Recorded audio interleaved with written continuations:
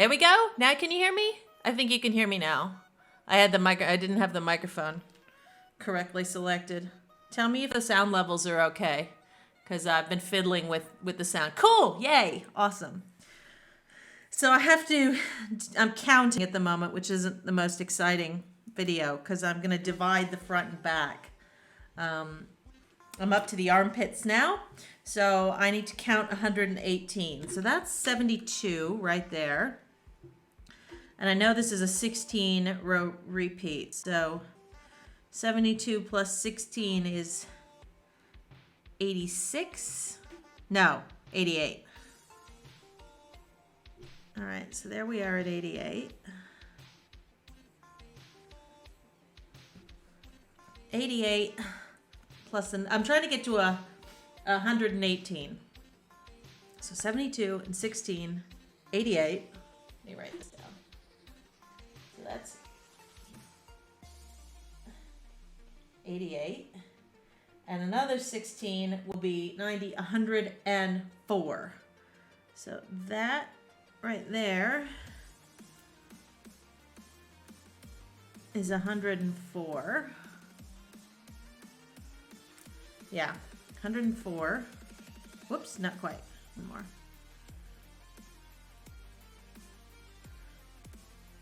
$104. And so another 16 would be 120, but actually 118. So it should be there.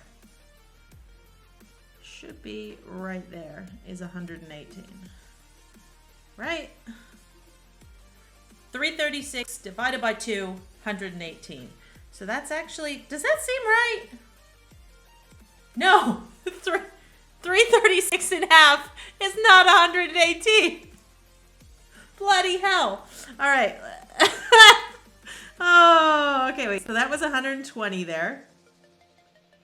Yeah, it's that kind of a day.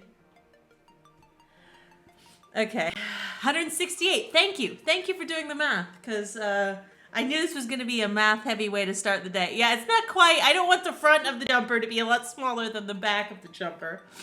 168. Thank you. Well, that's actually very convenient then, because I can do 10 repeats plus another 8. Perfect.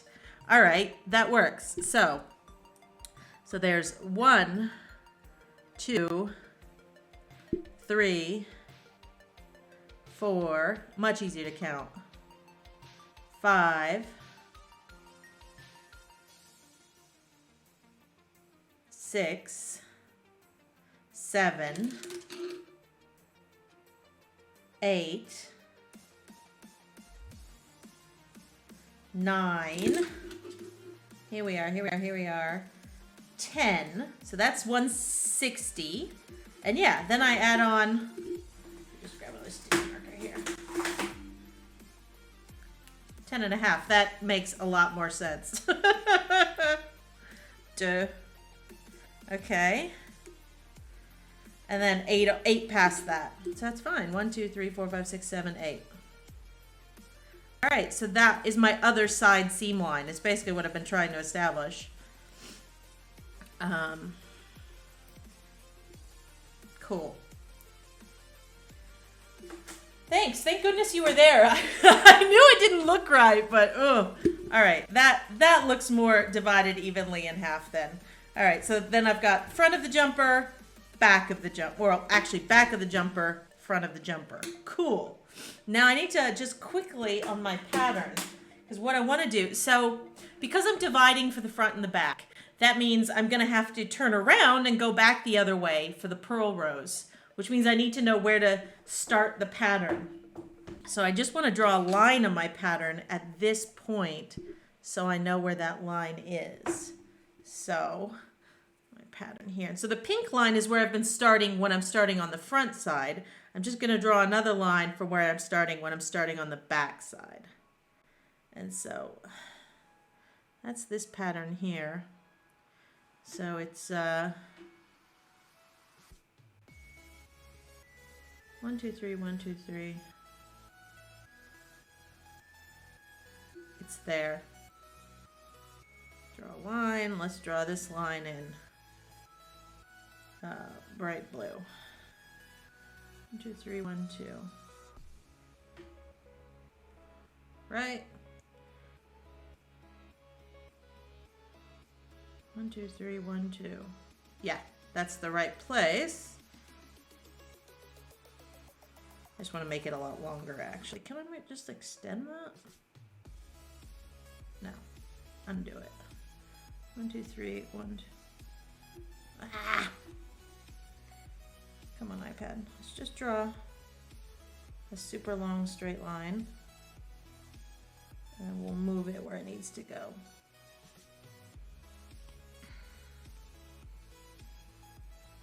One, 2, 3, 1, 2.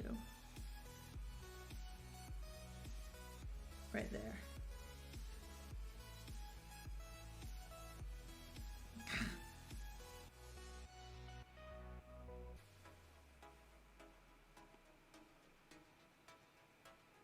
Cool. All right, got it.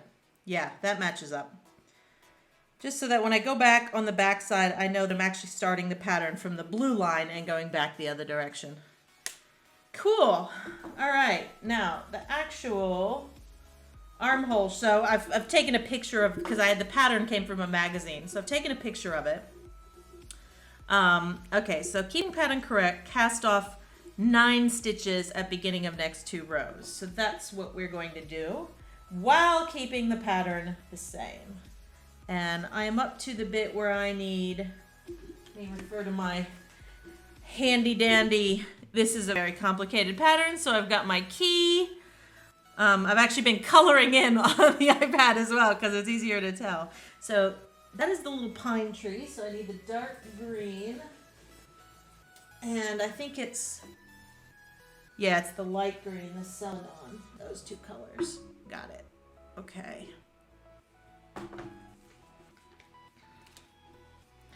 So I'll be using the dark green to do the casting off, I believe. I'm kind of mashing this pattern up. I'm not following it. It's written for a cardigan, so I am being slightly, I've gone off pieced here. I'm turning it into a pullover. And because I'm knitting it, the original pattern is also knitted pieced and sewn together, which nobody got time for that. So I adapted it to be knitted in the round, which means I changed the number of stitches. So the size I'm knitting, if I were following the pattern, would have 300 and, it would have 300 and, hang on.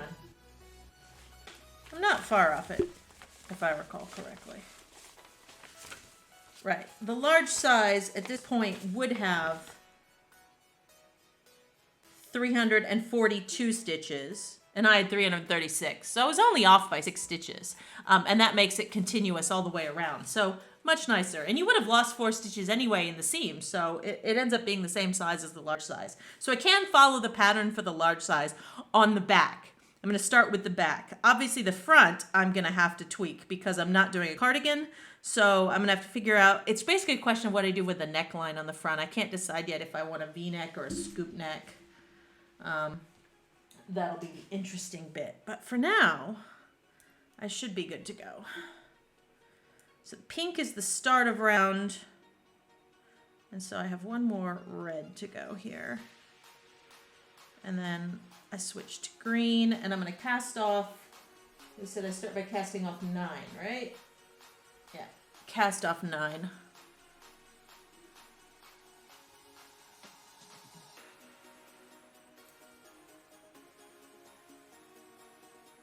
For the armpit.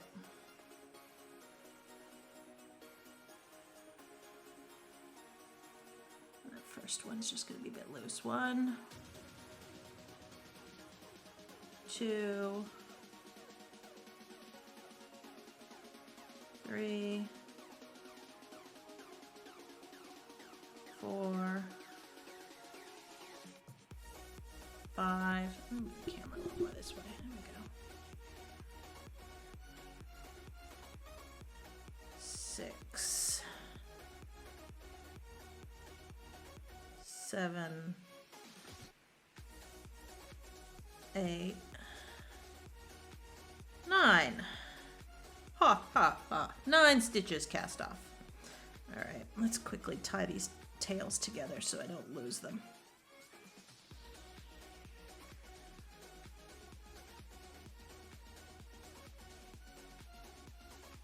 Okay, out of the way, tails. All right, so that is 9. You know, I drew that line on there for the side seam, and I just realized it's not going to work because as I'm doing decreases, that line's going to move anyway. So, oh well, whatever. Yeah, it's a meaningless exercise. Okay, all right, so I've done my 9. Yeah, I've done casting off. Let me just put a tick mark so I know. Yeah, cast up 9 stitches at the. Okay, I've done it once. And so where am I on the pattern? That's the question. I'm there. So it should be 2 light green and then a pine. I'm using, it's just one of these note-taking apps. It's called Notability. So it's just, it's like OneNote or any of those. The one I use is Notability. So I keep my knitting patterns in there, but I've got work stuff in there too. And it's nice. Like when I was doing this is the jumper I finished last, Lanatus. You know, I scribbled on you can scribble on the PDFs. You can highlight your size and scritch out, you know, with the pencil, the bits I'm not doing. So it's nice for PDF patterns. The problem is with this Orkney, as I said, I only had a magazine. And so I photocopied the magazine. But then, luckily for me, the chart, I mean, you can buy the PDF online. It's a couple bucks, but I didn't want to double invest. But they had errata in the chart. I'm not sure why. The original chart had some mistake in it. So you can't actually download the chart as a PDF online for free. So I had the chart as a PDF here. But the pattern, I've just got my printout. So I took a photo of it this morning and dragged it in for that. But yeah, Notability is what it's called for the iPad. All right, so it should be light green here. 2 light green and the pine. Let me get the light green going. What are you working on at the minute? You knitting anything, Mitch?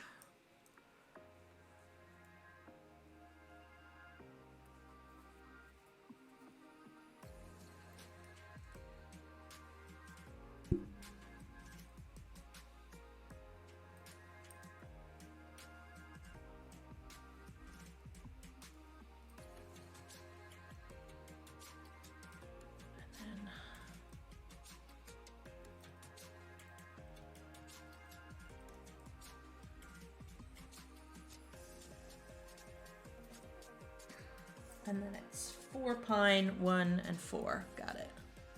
Not knitting anything. 4.5 meters long. What? Why were you making such a long scarf? That is nuts.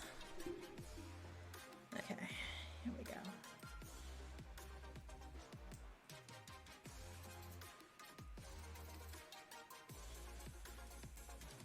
Was it a just use up all the wool situation? Oh, nice. Restoring an old Singer sewing table. That's cool.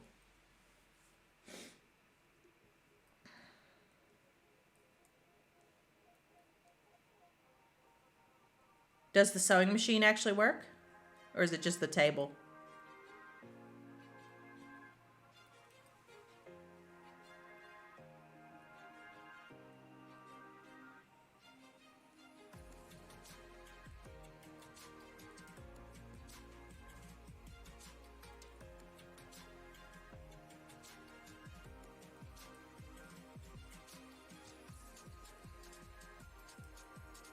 Just the table. You had a heap of chunky purple and just thought, what about making a long scarf? Hey, I love long scarves. I have made a Doctor Who scarf. I'm actually just going to pull out a magic loop there where the side seam is, just so I don't bother scooching all the stitches around. Yeah. Oh, you got some photos. Let me see.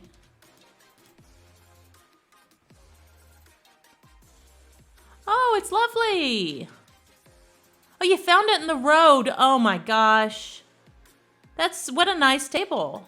That's really nice. Very pretty.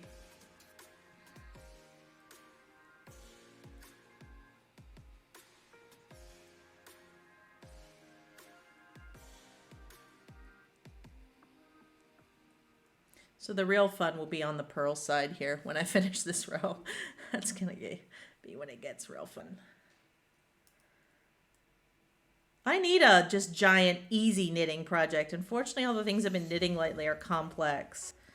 Mindless TV knitting might be nice to have.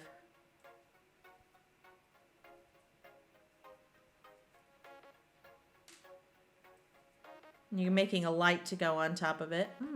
So it's just going to be like a furniture piece. You're not intending to use it as a sewing table. It's pretty though.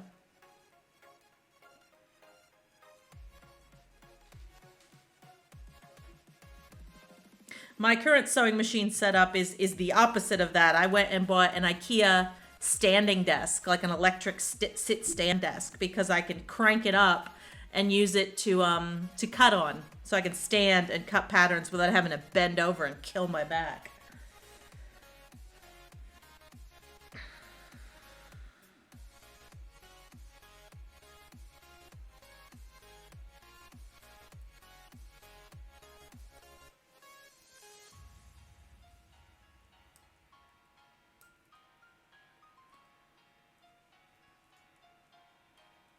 I think you use it as a sewing table occasionally.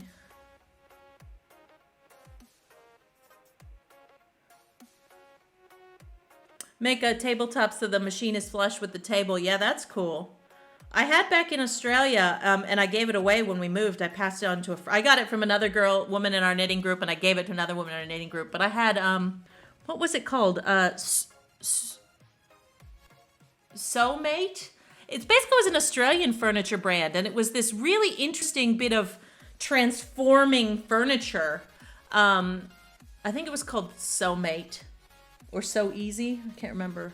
But yeah, it looked like a cupboard, but like the front opened up, and then this sort of side piece pulled out to make it like an L, and then it had a spring-loaded bit that went up and down that your sewing machine sat on, so you could tuck it down inside and fold it all up, but also raise it up flush when you wanted to sew. It was pretty cool.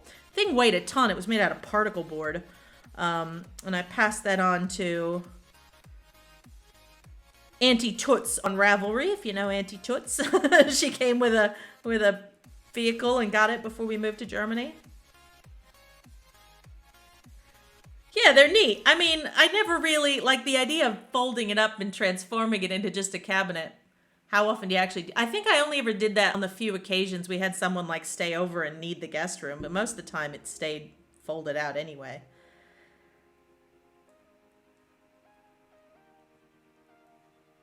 But yeah, having it flush with the table's nice. And yeah, as I said, the ability to make it rise up and down is pretty cool.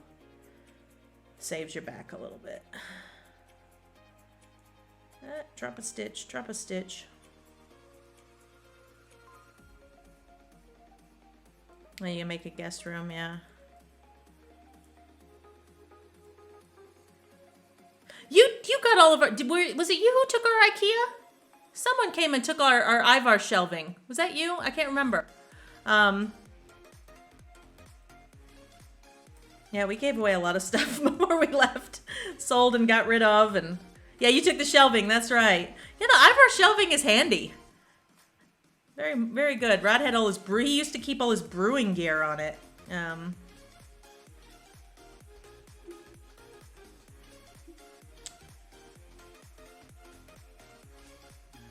I'm sure when we eventually get back to Oz, we'll, you know, maybe by that point you'll be ready to get rid of it and I'll buy it back off you.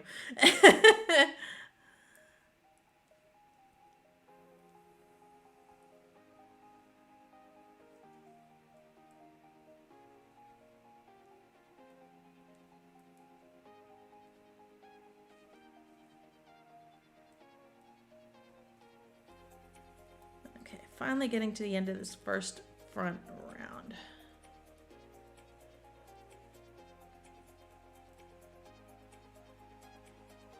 Yeah, you used to need a guest room. Yeah, I had I know we got rid of it a long time ago, but I had like an IKEA pull out, well, like a little IKEA sofa that unfolded into a guest bed, which was good. But to be honest with you, over the years we realized we didn't have guests stay as often as we expected, and I preferred using it as a craft room.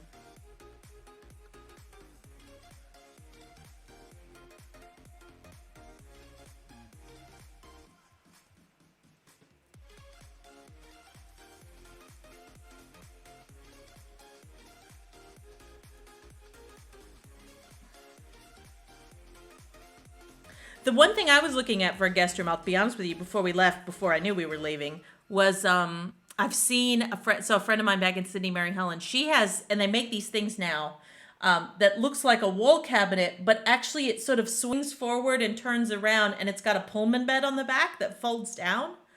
And so I kind of got enamored by Pullman beds and started looking those up because there's different versions of it that do have like shelves and stuff on the backside that swing around. So that was an idea. Yeah, it's pretty cool. They're deep though, and that's the problem. The craft room I have isn't very big. It basically amounts to standing a mattress up against the wall. But yeah, I'm sorry, not a Murphy bed. That's what I mean, not a Pullman bed. What is it? Yeah, I think that might be another name for it. But yeah, Murphy bed. But yeah, they make these new or these sort of cabinets now, like a bookshelf almost, that actually is on like rollers and hydraulics that kind of swings forward and around 180 degrees, and on the back is the mattress that folds down.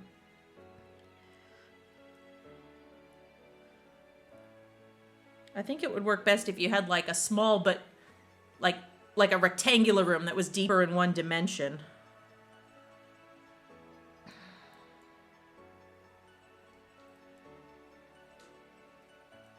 I like the idea of transforming furniture.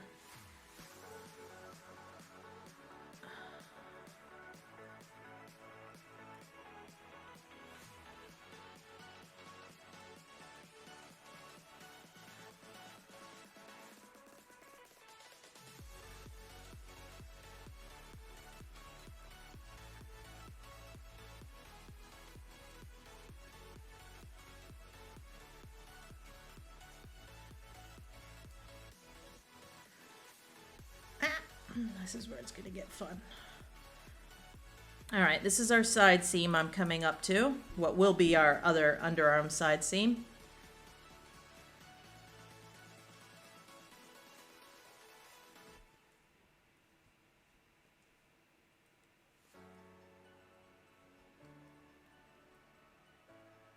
Okay. We're at side seam. That means I got to turn around and go the other direction. Fun. Let's flip it. Yeah, transforming furniture does stay in one state all the time. All right, so I'm going to keep... So I've been keeping the background color, the main color, in my right hand. And the feature color, the accent color, which in this case is the light green, in my left hand. The problem is with purling, it gets very interesting and fun. So the way I do purling two-handed is to use the South American method where I'm actually going to wind it around my neck. This is going to be fun. All right, so I'm going to pull out a big loop here. And I'm actually going to just drape this around my neck. And that gives me a little bit of tension on it for doing the purling. And then, okay. So we started with, it was casting off 9. So I've got to do that first. I'm going to cast off 9. All right, and I should probably do this in pattern because, right, in pattern. Okay, and this is where I can use our blue line because this is the one side seam I will be able to use our blue line. All right, so I got 2 pine and then 3 light green is what I will be doing. Oh, this is where it gets messy. All right, 1, 2. That's 1 stitch casted off. You know what I'll do? I'll just alternate them for the cast off because it doesn't matter. You're not going to see it. So I'll just alternate them. So I'll do 3. I'll get back to the light green. 4. That's 4 stitches cast off, right? Is that right? I've already lost count. Yeah. 1, 2, 3, 4. Okay. And now, actually, before I drape it around my neck, just because I need to twist them around each other. Look at this. This is going to be complicated. Okay, so I'm just going to take the light green from under. Because look, if I just use the light green from there, it might create a little bit of a gap. So I'm actually just going to take it from under the dark green, just for this first stitch. Just twist them around, just so that there's no gap.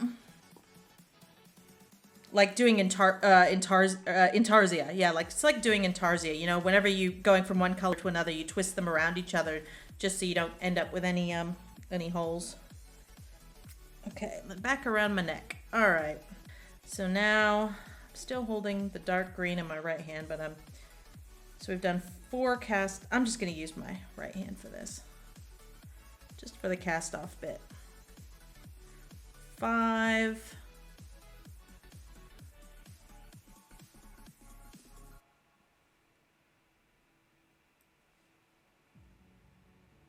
Hang on. Yeah, this is right.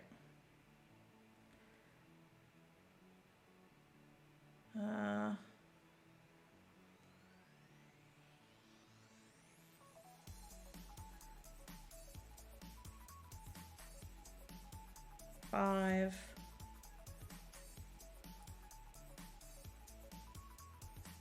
forgotten how many. I'll count in a moment. 6, I think. 7. 8.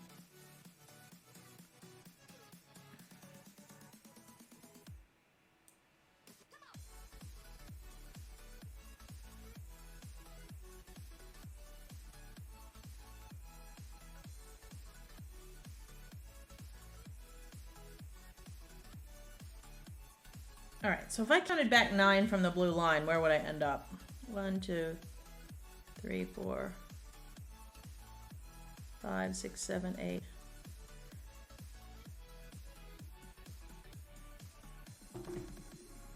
End up right where I am over the first stitch of the 3 green. 1, 2, 3, 4, 5, 6, 7, 8, 9. That's the 9th stitch, but to cast off 9, I have to go 1 more. So I need to do 1 more cast off. Oof, this is confusing already. It's because I can't talk and count and juggle 2 strands of yarn and everything at the same time. Okay, so that should be 9 stitches cast off, and that's where we are. Okay.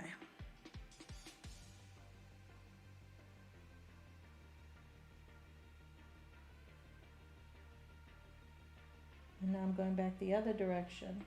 How exciting. All right, and I should have 3 dark green here. That's right.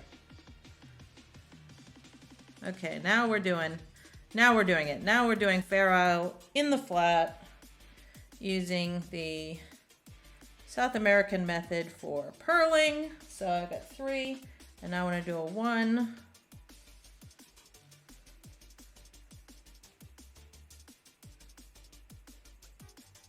Actually, hang on. No, don't mess up the pattern. So that's 4. Yeah.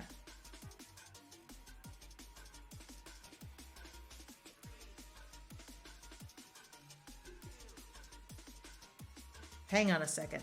Screwing it up. I got to get this established or I'm going to get it all messed up.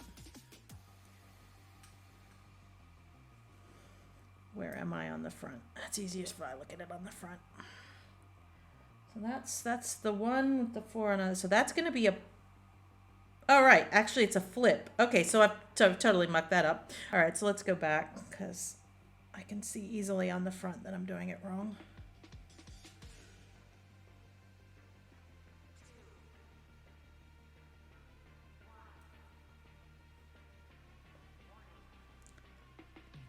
Just turn it around and make sure it's right.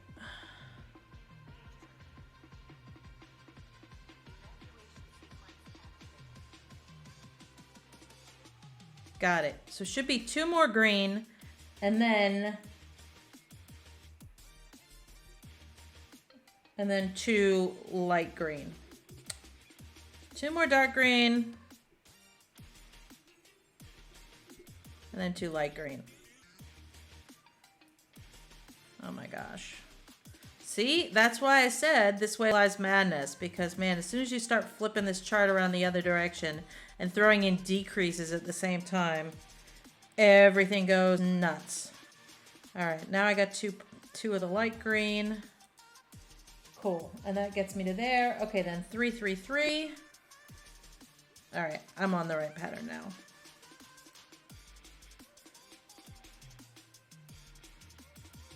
So you see, I just sort of twang it over with my thumb.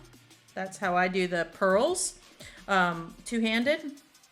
And I'm just using the wool around my neck just to give it a little bit of attention. All right, 3, 3, 3, and then 2, 3, 2. Right.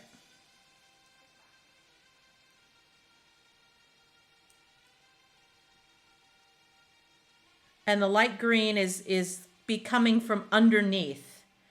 You see it's being carried along underneath the dark green, which is just as it was on the front. And that's due to yarn dominance. The color that comes from underneath ends up popping slightly more in the design. So that's why I'm always making sure. And on the front, that's carrying it in my left hand. On the back, it's making sure it's the one that goes around my neck. It means it comes, it travels a little further and it pops a little bit more in the design. 2, 3, 2, 3, 3, 3.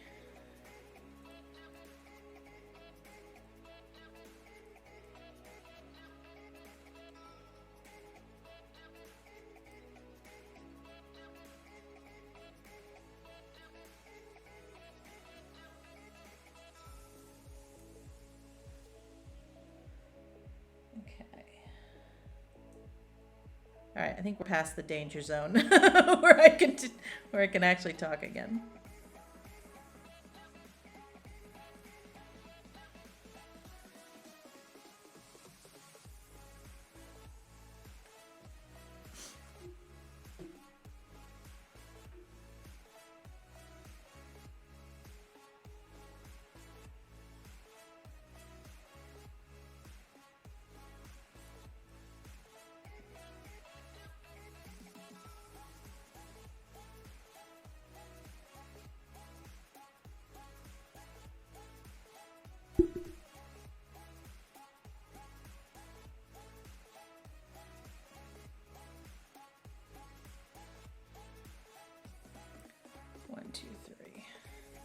Just trying to keep, I mean, the tension knitting and purling is going to be different.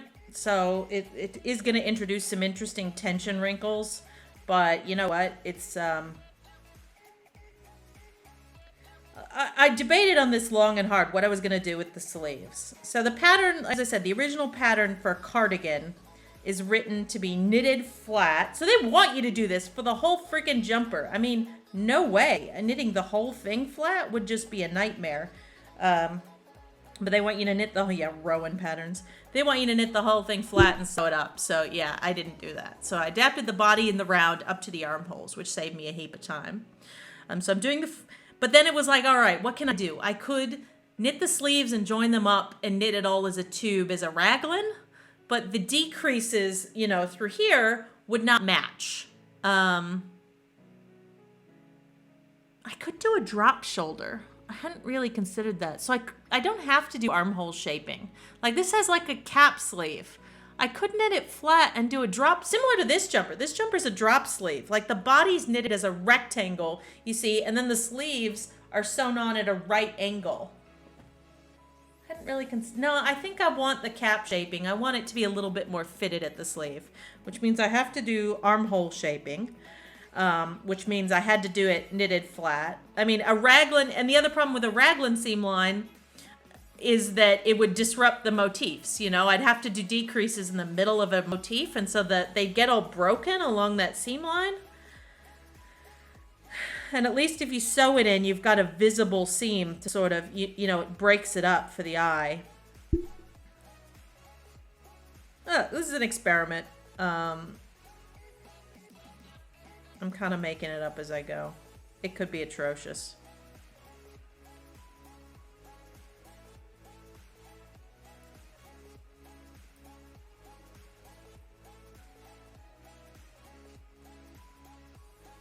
It's gonna give me a friction burn around my neck.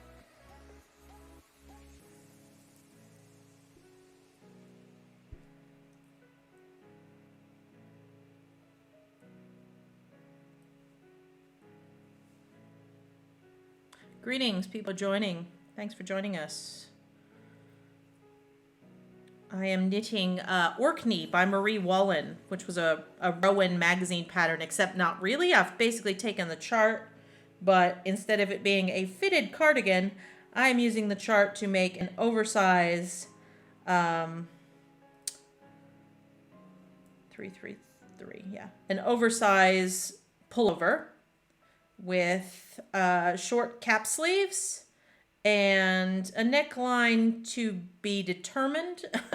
So I'm currently knitting, I've knitted the body as a tube up to the armholes, and I'm dividing now for the front and back, which is why I'm actually knitting Fair Isle in purl at the moment, which, if you watched me at the start of this row, was painful as I figured out where the hell I was on the chart.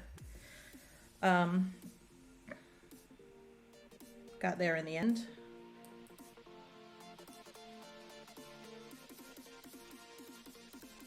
But I'm using a technique I learned many years ago in a knitting class with an Australian knitter and designer called Liz Gemmell. And she taught me this technique. She claimed it was South American. I've heard other countries do as well, where on the purl side, to purl continental style, you loop one of the yarns around your neck. So this green yarn here is actually going up and around my neck here just for a bit of tension, which is why you can sort of see it there. And then when I actually knit with it, I just kind of use my thumb to twang it over the needle. So rather than trying to hold that working yarn in my left hand, I'm a thrower by nature. I hold my working yarn English style in the right hand. So when I have to knit, and look, I could just drop, hold both of these in one hand in the right hand, or try dropping it between each one. That just takes too long. This is much faster to actually do two-color Fair Isle.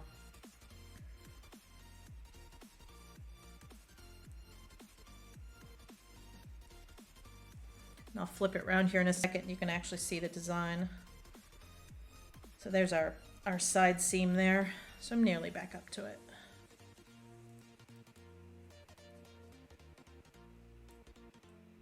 A twang. I do have a video showing this technique on my YouTube channel, by the way. Here, I'll share it. I'll share my YouTube channel in the chat. But if you haven't seen it, I have a knitting playlist on here, which has a little video showing this, and more specifically showing, this is fine. I'm only doing short runs of color 2-3 stitches, but if you have to cross 5 stitches, those of you who've done Fair Isle know, you actually have to do a technique where you catch the floats on the back side. And hang on, don't get confused here. 2, 3, 2. 3, 2, 3. Hang on, I've mucked it up because I'm talking to you guys and I'm getting off the pattern. Let me get to the knit side before I start chatting. It's probably better. So it's 2, 3, 2, 3, 3, 3. 2, 3, 2, 3.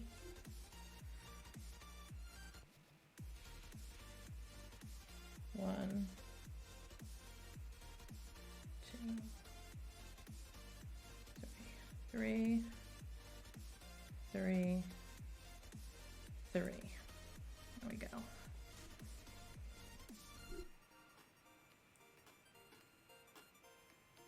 Two.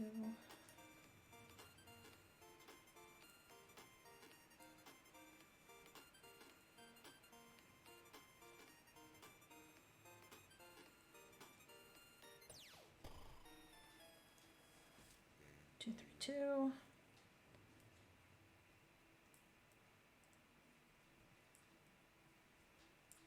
3.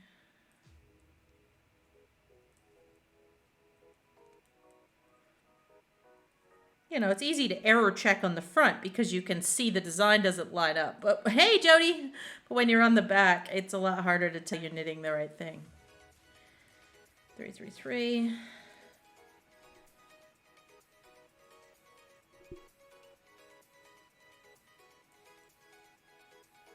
2.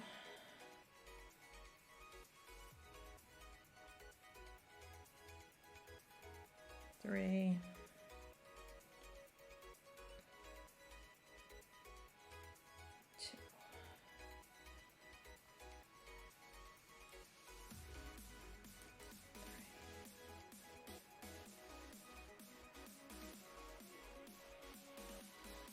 Twang. Twang. Twang. Wow, great to see you. Jody's doing a quick drop in. Jody and Mitch both back in Australia. 3, 3, 3. Okay. 2.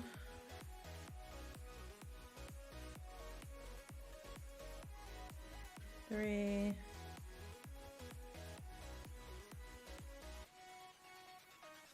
You know what, I'm just going to knit the last stitch. It's not the right color, but I'm knit it in the green anyway. It's going to be eaten up in the seam, and that way I've got both colors right at the edge. All right, I can take that from around my neck. Whoo! First row of purling, done. Let's have a look and see if I screwed it up. Okay.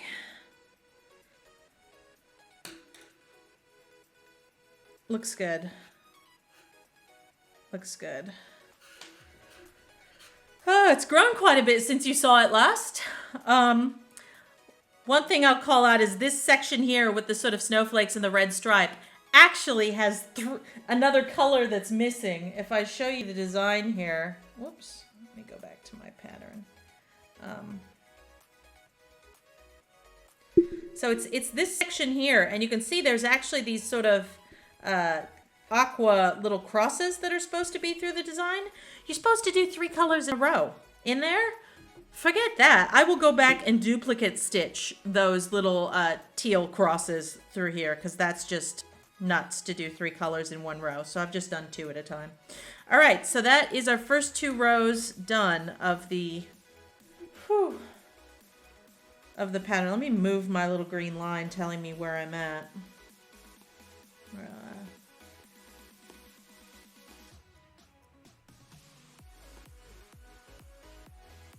All right, so I've actually done those 2 rows. Actually, I need to move my pink and blue lines a bit higher.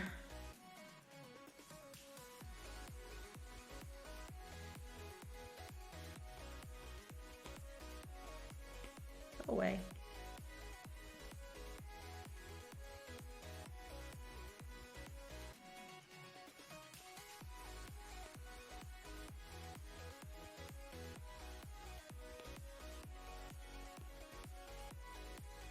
Okay. All right. So that's where I am now. Except the pink and blue lines mean nothing. Actually, just get rid of them now. They mean nothing now. No, I should keep the pink one because I'm going to need it on the other side. But the blue line is doing nothing for me, so I don't need that anymore. Okay. All right. Okay, going back to the armhole decreases. So I've done the cast off of 9 stitches at the beginning of the next 2 rows. We're ignoring the stitch counts because, as I said, I've got slightly more stitches than what's in the pattern, so ignoring that. Decrease 1 stitch at end of the next 15 rows. At each end of the next 15 rows. So I'm going to be doing that both ends, 15 rows. Gotcha. Which, you know, we're about to hit the top of the chart, so I'm going to have to cycle back around to the bottom for that. This is like doing 12 things at the same time. I told you this was going to be crazy. All right, back to the next row. Get my yarn balls sorted out here. So got my dark green He's in the right hand. Got my light green in the left hand. As I will actually cross them over. As I said, just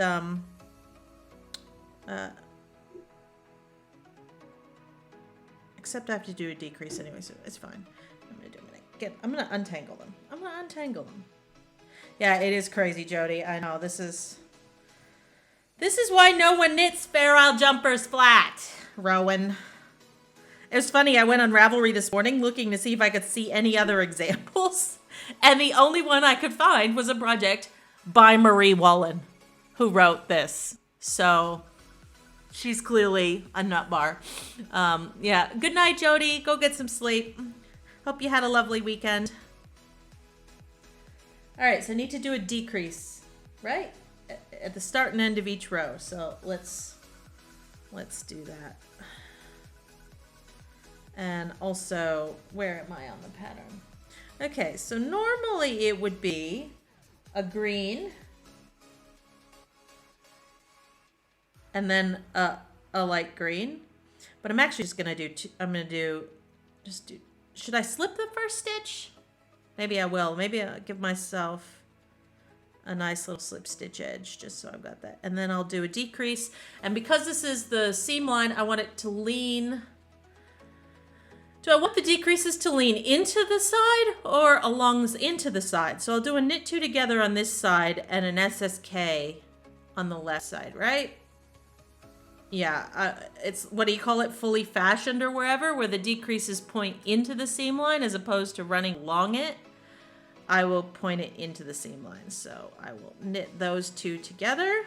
So there's my one decrease on that side. Oh, I don't like that. Blurred. Oh well. It's gonna disappear into a seam anyway. I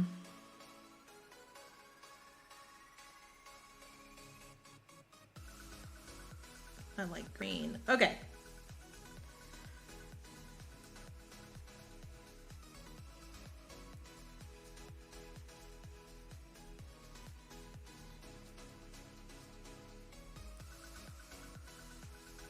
And I might just trap the float for the light green just so I've got it where I need it to be. And then, okay, one, right. And now 414. Okay, one.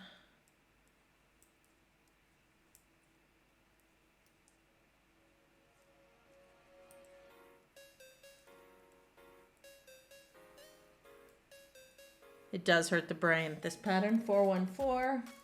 And then 151. Okay. So I do a light green.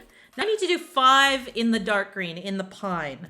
And so 5 is a long float. We were talking about catching floats. So 5 is a long float. You know, 5 will leave a loop on the back of the yarn because you end up with these floats on the back. You don't want one that's too big where you might, you know, catch your finger under it as you're putting it on or anything like that. So anytime I've got a float of more than a 5 or more, I tend to catch the other yarn on the back. So I've got to do 5 of the green. So what I'm going to do, since that would leave a really long loop of the light green across the back. So instead on the middle stitch, so stitch number 3, which is this one, I basically want to catch this light green behind the stitch so it's caught up, so it's not so long. And the way you do that here is to catch the left hand yarn behind the right hand wool. I'm actually just going to lay it across the tip of the needle. You see that? The light green is just laying across the tip of the needle. And I'm going to go ahead and knit the dark green as normal. And so what you see has been done is on the back, now when I make the next stitch, stitch 4, there's no long loop. The light green has actually been caught up behind those green stitches, and it's not a long loop.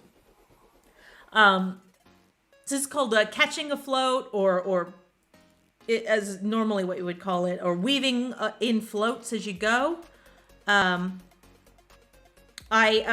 a few different ways you do it, because obviously, let's say I was knitting 5 of the light green, I would need to do something different to catch the dark green behind it.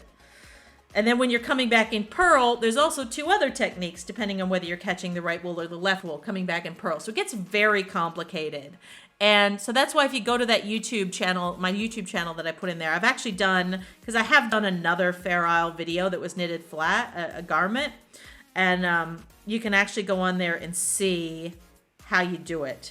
It's the kind of thing where once I did that other garment, I did it so many times that now it's just muscle memory. And hang on. Yeah, 1, 2, 3, 4, 1, 1, 2, 3, 4. Just make sure I'm not messing up the pattern.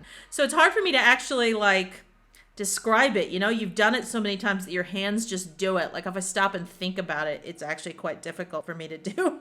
But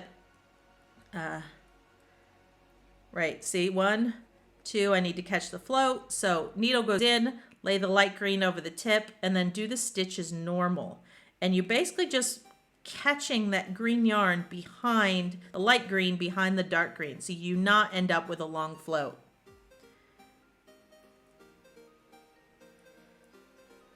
And so wherever you have, my general rule is 5.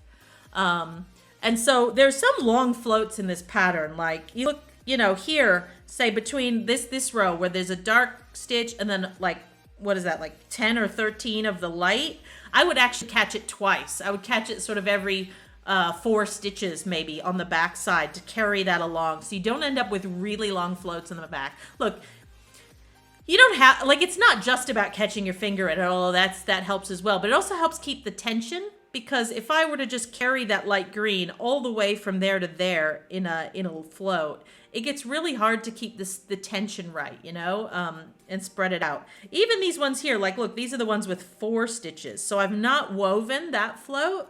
And you can see I've got a longish float there, but it's hard to make sure that the tension on those stitches is as even as it is throughout the rest of the garment. So if you're going to do a Fair Isle that has, look, some Fair Isle patterns don't have long floats. They're designed that way, and that's fine.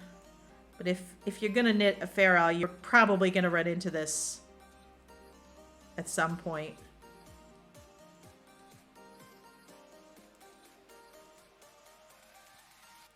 Here's the group of 5. 1, 2, 3.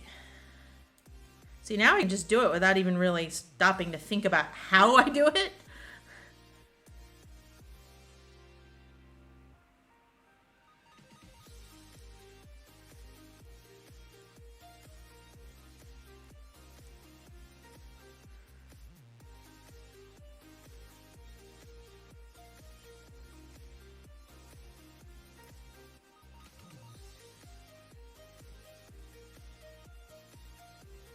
And then this is the group of 5. 1, 2. Needle goes in, green goes across the tip.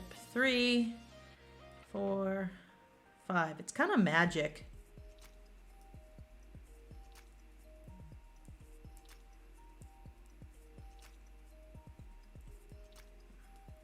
Hi, Margaret. Great to see you. I'm getting all the Aussies today. Last Sunday I got raided by another knitting stream with like 40 people. It was so fun.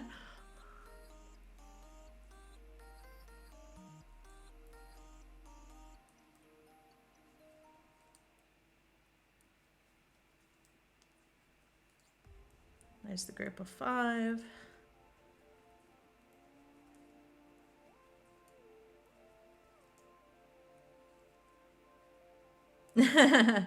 No, it was cool. It wasn't noisy. It was fun. And a whole bunch of them followed me, which is why I'm now up to 60 followers. It's really unexpected. Group of 5. So 1, 2, catch the float in the middle. One thing about catching the floats as well is if you have several rows where you're catching, I try and space them out so I don't catch the floats, you know, in the same column of stitches, because I feel like you would see that. So like these bits here where there's like a big chunk of the pail, wherever I'm catching floats on the back side, like on the first row I probably did it in the middle, then on the next one I kind of would do 2 of them to space it out, and then I don't want them to line up because I feel like that would make it a little bit more noticeable, because you can see a little bit of the background color peeking through on the front, so you want to space it out a little bit.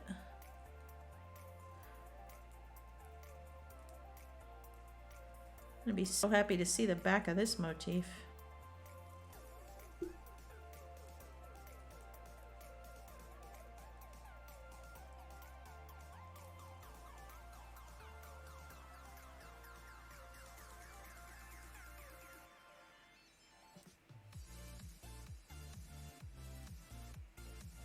group of 5. 1, 2, catch the float. 4, 5. You're watching Columbo. Isn't there a new Columbo? Was it new Columbo or old Columbo? Because I thought I read that there was a new Columbo.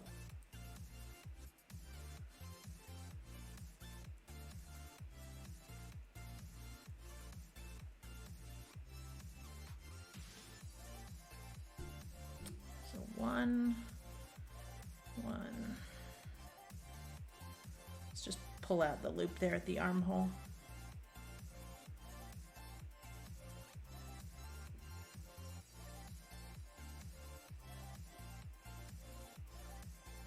You know what I could do? Hang on. I'm going to do something cool at the end of this row. I'm going to get the back out of my way.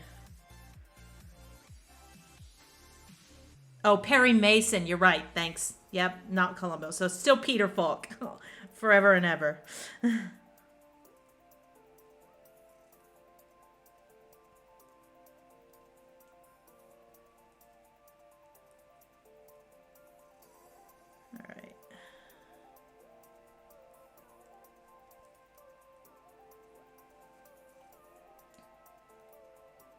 Oh, I think the next row is just one color too, so that's perfect to be on the pearl side. Oh, that's nice. Much better. Okay, I gotta remember to do my decrease at the end of this row, right? So, 1, 2, and then this is where I'm gonna do an SSK. So, you know, at the right side, we did a knit 2 together. So a knit 2 together as a decrease will lean towards the right. It makes it a little lean towards the right. And so I want to, on the left side, this is the left armhole, I want to make the decreases go into the armhole. I like the look of that. You can make them go parallel to the armhole. I want my decreases to go into the armhole. So to do an SSK, the way you do it is you slip as if to, so it stands for slip as if to knit, slip as if to knit, knit, SSK. And so what I'm going to do is I'm going to slip this as if, put my needle as if I'm knitting it, and I'm just going to slip it off. Put my needle in as if I'm knitting it, slip it off. I'm going to put the left hand needle back through both stitches and knit them from this position. That's an SSK. So let me do that again for you. And I'm going to switch cameras so you can be a little closer. Oh, there we go.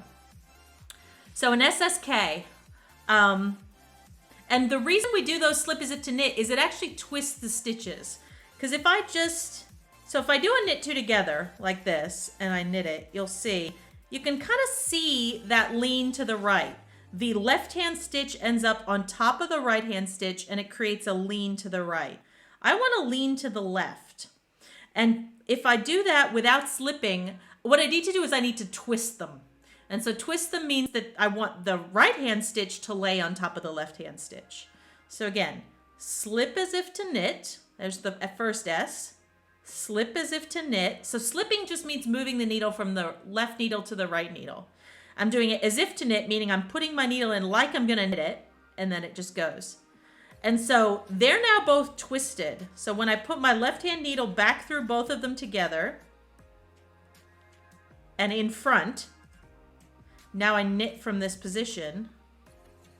So what we get is we get a left lean, and you can see that. This column of stitches is in front of the others, and it's going to lean to the left. So that is our SSK. And we finished that row. And so I'm going to now, first I'm going to take off where I am. I've done one decrease before I forget. So I'm doing 15 rows of decreases. So I'm just going to look, decrease. I've done one. I'll just keep marking them off as I do them. I actually have another cable. Yes. So what I'm going to do, cleverly, because I'm using the interchangeables. Let me switch back to the ultra wide lens. I am going to clip on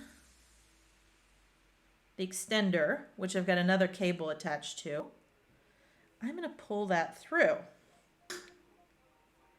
What I want to do is I want to just work on one needle. I don't want the front back to be connected anymore. So I'm just going to slide them on. Make sure it doesn't pull all the way out, of course. so I can feel that connector here along the other side, what will be the front of the jumper. I just want to pull it along to here. So there it is. All right, so I'm going to undo the connector and put my needle tip back on there. And I'm going to join the connector up on both ends. Hang on, get in there. Come on. Cool. So what I've done now is the,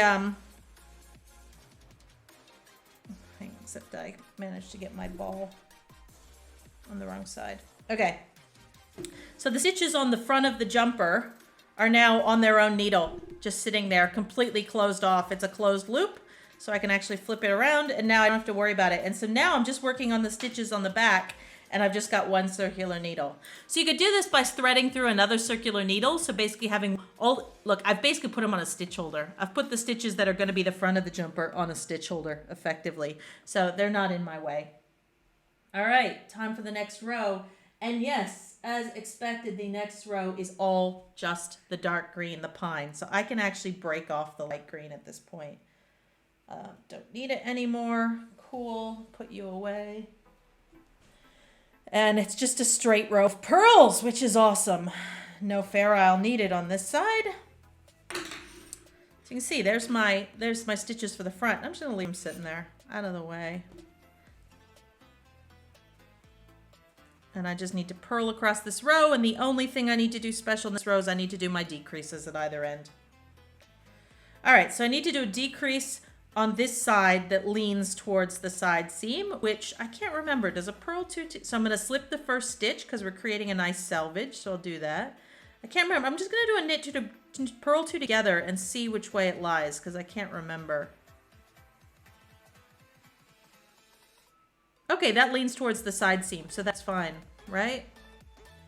Yeah, so purl two together, I think is what I want on this side. Oh, nope, I'm the wrong. If you turn it over, you can tell it leans to the right. So I don't want a purl two together on this side. I want a purl two through the back loop to make a purl decrease that leans to that side. So I'm actually gonna purl, oh, and this is a nightmare purling. So when we say knit through the back, what you do is you put your needle, instead of putting your needle in as if to knit normally, you put it in through the back loop. So to purl normally, you put through that way. To purl through the back loop, you actually have to come through like that, which is painful. And I've got to do that through two. Let me switch back so you can actually see what the hell I'm doing. All right. So normally to purl one through the back loop, I would be doing it like that. And that twists the purl stitch as I purl it. But I'm actually going to do two through the back loop. So what I'm going to do is I'm going to kind of pull them a little bit to make them a little loose. And then what I need to do is I need to get my needle in through both of those stitches through the back. And now if I purl them there, I believe that's what I wanted to do, right? And so if I turn it around on the front and have a look, because really I only care what it looks like on the front. They are leaning towards... Yes, they're both leaning towards the left. So you can see it kind of matches the SSK. You end up getting these sort of diagonal lines going that way. It's hard for you to tell on the camera here, but that's what I want.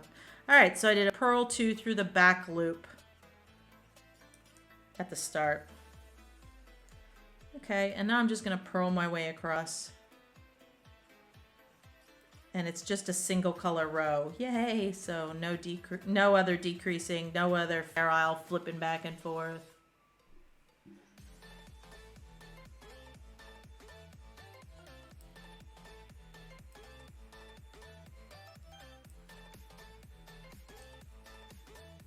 I think the Aussies are going to bed. Yeah, you're all up quite late on a school night.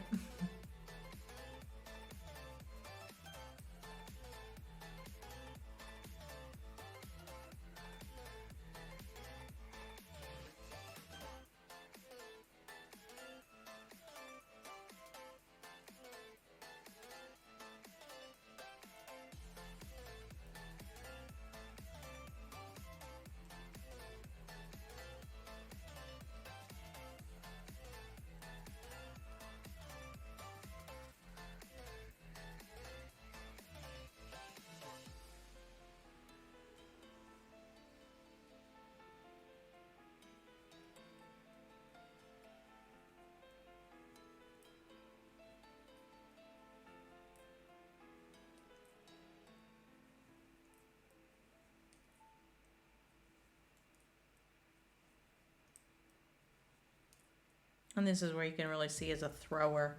I carry the working yarn in my right hand normally and do quite an exaggerated throwing motion. Here's a group of the 5 stitches. So this is where you can really see the effect that the catching the float has. So here's a group of 4 green, and you can see the float being carried there along below it. But then the group of 5, you end up with a couple short floats. It's not a big loop like there is here.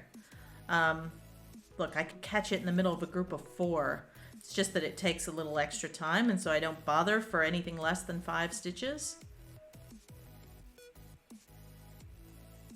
But anywhere you've got a long float between 2 colors, a long gap, you'll wanna catch it every 4 or 5.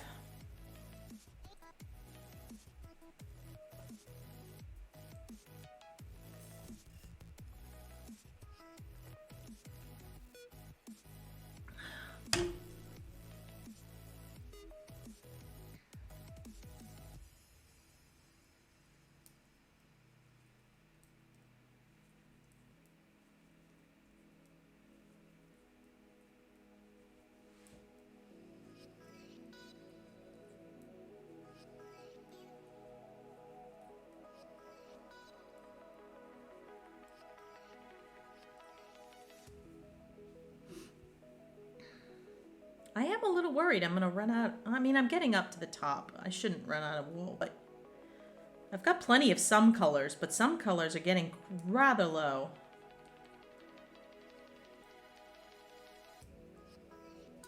I guess I could sub in some colors. It's not like you're gonna know if you're gonna notice if a motif swaps slightly.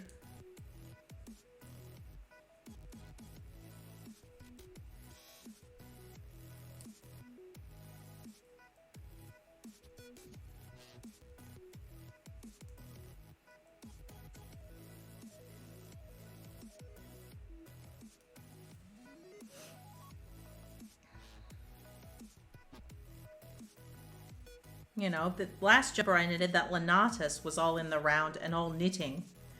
And this one, the body has been all in the round, all knitting up to the armhole. So it's, you know, I'm trying to avoid purling. Not that it's any harder, it's just slightly slower. I'm a faster knitter. I also find I get a little pain in the meat of my thumb from the way that I purl, I guess. My thumb's doing a lot of work scooching the stitches along, more so than it does when I'm knitting.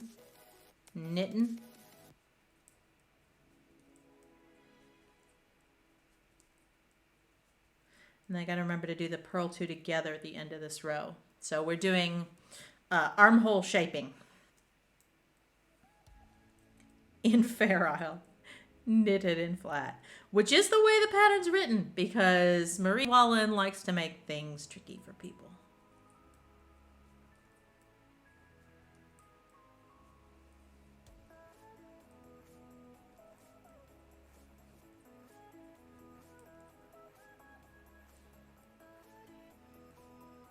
Okay, we're getting back to the other armhole seam here.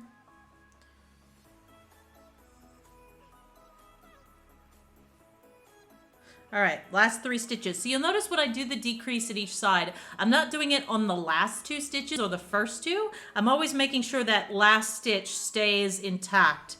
I'm actually slipping it to create a nicer selvage edge so that I can sew, when I sew in the sleeve later, it'll be easier.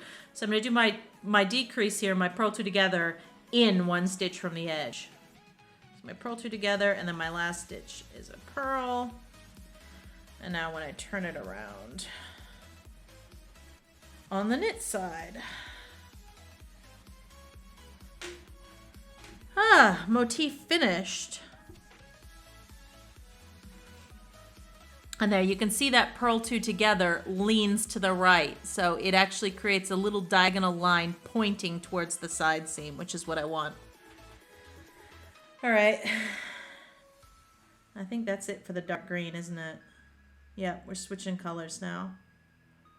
It's basically a mirror, so it's going to go back to doing the teal and the navy like we had there. All right, let's tick off that I've done Put a second set of decreases. Woo, 2 down, 13 to go. Ah, this is crazy. This is insane, this pattern. All right. Let's move our line.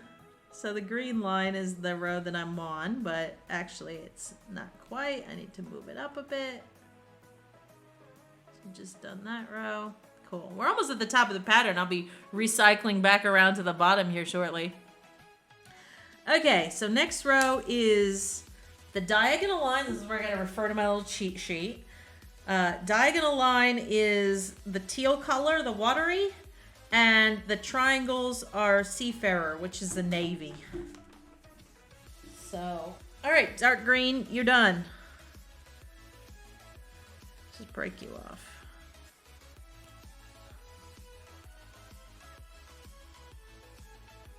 Okay.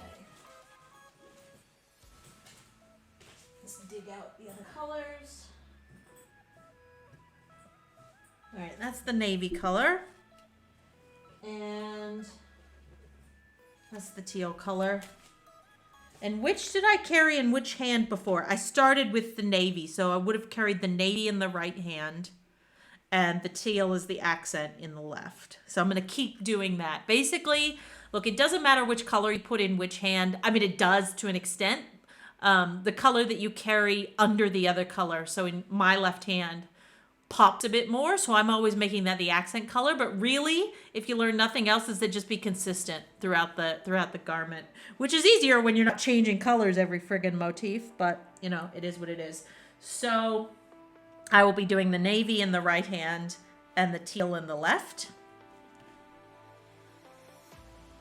And the question is now, each row, because I'm doing decreasing, I have to work out where I am on the pattern. So this is the snowflakey bit, which is there, and I'm basically above those. So there should be a navy stitch right above this column of reds, so the second stitch there should be a navy, and then it's 3 teal. But actually I'm just going to join in and do the edge and the decrease in the teal, because that navy stitch that would be there, that column, would get eaten up by the decrease anyway. Why does it look like I have 2 stitches there? Is it just that the wool's kind of splitty? Yeah, it's just the wool's kind of splitty. Yeah, it's just the splitty wool, I think. So I'm actually going to do 2 teal there. Let me just make sure that purl 2 together. I didn't do something weird with the purl 2 together. I'm just gonna undo my edge stitch purl.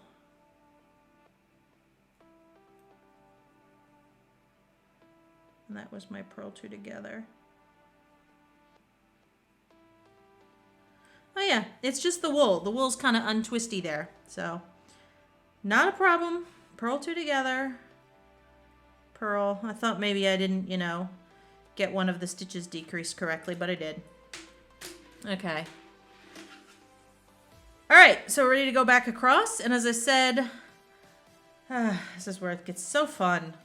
Fair Isle flat. I'm doing decreases at each end. And yeah, having to work out constantly where my pattern starts and stops.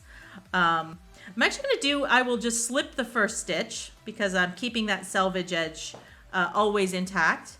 And then I'm going to knit the next 2 together. And as I said, I've worked out where in my pattern I should be, and I'm going to use the teal here. So I'm going to start by joining on the teal on the decrease. So that was knit 2 together. And now, so where am I? 1, 2, yeah, 1,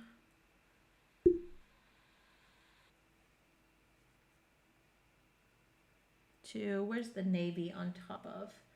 The navy is going to be on top of,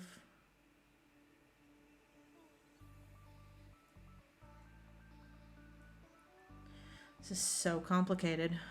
That's the little cross bit. So there's a navy there, right? There's a navy stitch on top of the little cross bit. And then 1, 2, 3, navy. So one more teal.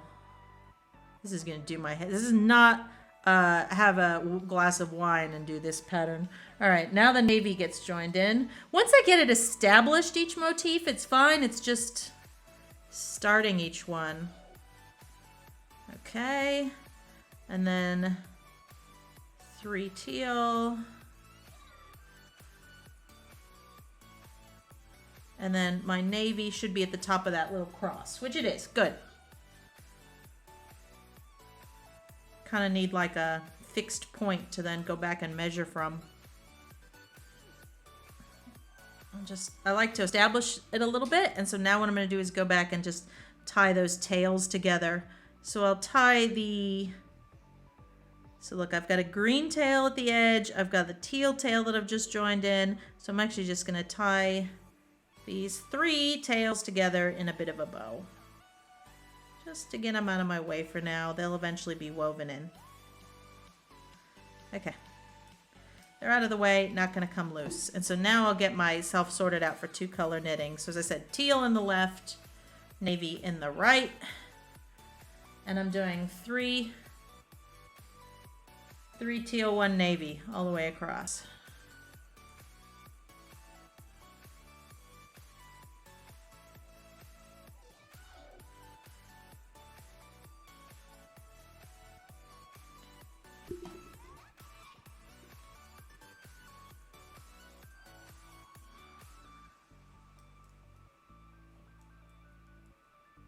So it's just a jump of 3, so I don't bother weaving in on the back side. But I'm just trying to make sure that when I do carry that navy across the float, you know, like I don't do it, like for example, I make sure I don't bunch up those teal stitches so that my float, you know, I don't want a real short float because it makes the tension bunch up there. Instead, you want to keep the tension of the stitches as even and normal as if it were stocking stitch. So that's why each time I do my 3 teal. So I do my 3 teal, and then kind of before I make the navy, I make sure that they're spaced out on the needle, you know, so that when I put my stitch in, and I'm not yanking this up tight, I want to keep that float tension as normal as possible. And you know, if you look at it and it looks a little too tight, just before you do the next one, stretch them out and just pull it a little bit so that, you know, the tension is nice and even across the back side of the work. You don't want it pulling tighter across there.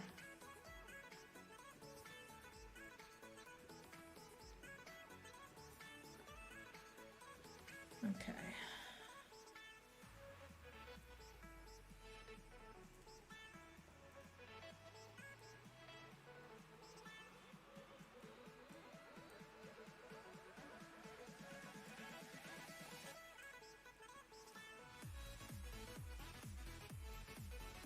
If you have any questions, feel free to dump them in the chat.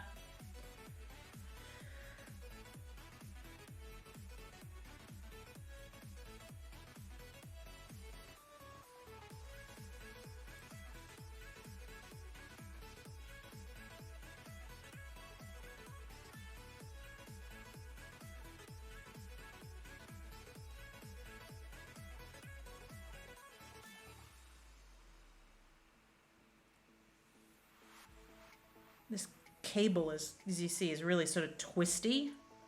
Actually, when you just like twist the needle to kind of, yeah, force it around. Here we go.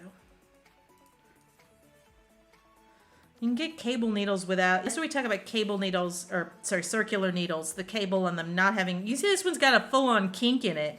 Like, what you really want is you want one that's got no memory. And I know there's those, been talking about like the, what are they called, Chiagato or something, that are supposed to not, they're nylon cords that don't have a memory, so they're slinky, they don't kind of twist up in your face. That's what I need. You want it to be slick so the stitches move along it, but you don't, you know, those stupid plastic ones are terrible. This is an Addy, and Addies aren't too bad. This one is, for some reason, this one has a kink in it.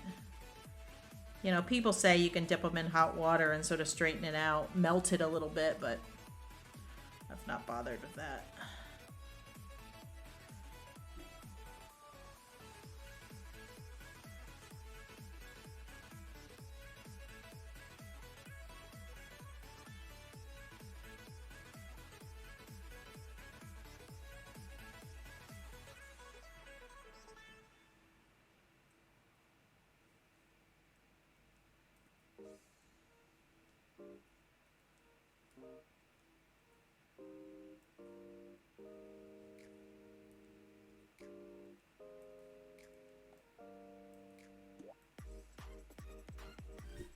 Ah.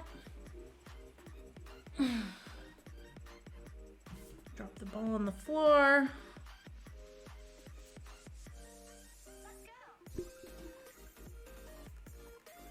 You can see the teal balls, the cake's really collapsed, and you know, I've used a fair amount of it through this.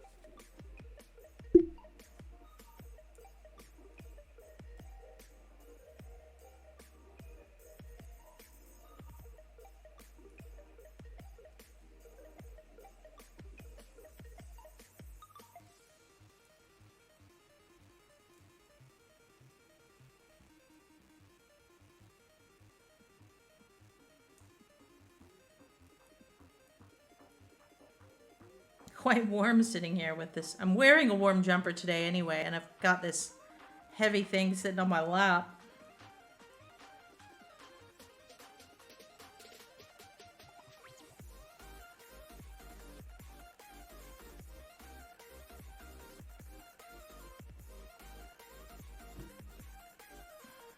Oh look, we got a knot coming up where I joined in.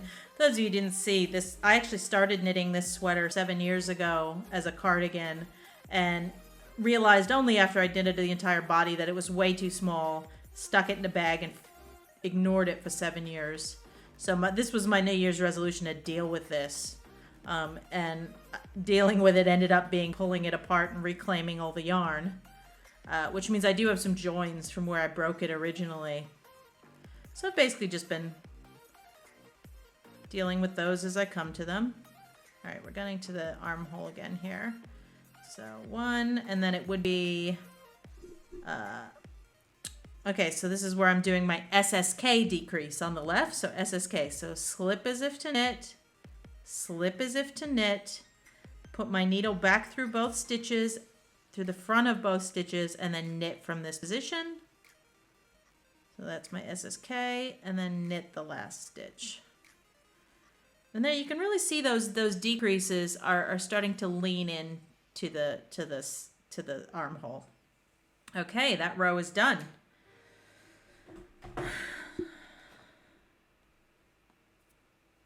So that is 3, oops, switch back to my pencil. 3 decreases done out of 15. Okay. All right. Okay, now it's going to be fun. We flip it back around and we're going to be purling.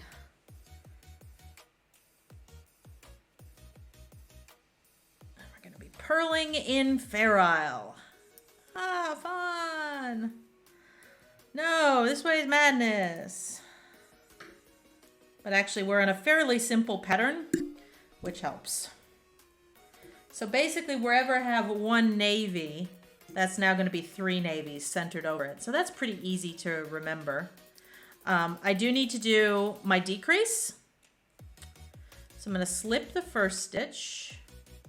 Okay, and so it should be navy, navy, navy there, which means, well, look, I'm just going to do it with the teal. So I'm doing a purl 2 through the back loop on the right-hand edge. So purl 2 together through the back. I'm gonna purl those 2 together from there. Cool. And I'm actually carrying the teal on the left as I go, always. And it's gonna come from under the navy. Look, I've got my navy caught up through my cable. Let me just fix that. Okay, sorted myself out. And I'm actually going to take the navy just for this first stitch from under the teal, just to basically twist them together to prevent a sort of a gap. So I'll do those. And now if I just sort of tighten that up a little bit. There we go. So the way I do purling, because I'm an English style knitter, I hold the working wool in my right hand. Fine for the navy. to do the teal, what I'm doing is I'm doing a South American technique where I'm actually looping it around the neck. This is very complicated with the headphones and everything, but look, I'm looping it, put it over my ponytail. And you can see what that it does is I use that to put a little bit of tension. I'm gonna put it actually under my arm too to give it a little extra tension there. So the teal yarn is coming from around my neck here, and that's what gives it that little bit of tension on it. So now when I go to purl, I just kind of twang it over with my thumb. So I'm doing only one teal, yes, and then 3 navy. So 1, this isn't too bad, this row. 2, 3, twang. 1, 2,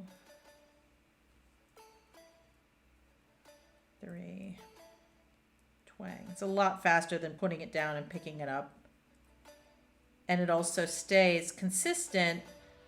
You see, it's when I make the float here, it's under the navy yarn. You know, the teal float is always on the bottom, which the yarn dominance means that it will actually pop a little more on the front. It'll notice it. It'll stand out those stitches a little more, which is what I want for the accent colors. But it's really just important that you keep it consistent through a design like this.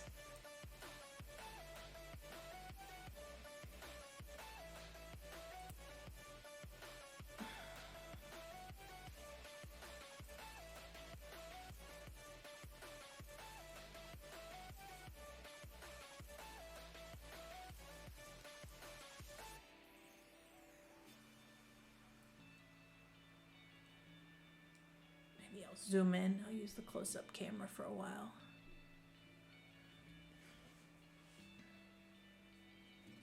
So you can see that twang action that I'm doing with the teal yarn. So put my yarn into purl, and then I just twang it across with my thumb.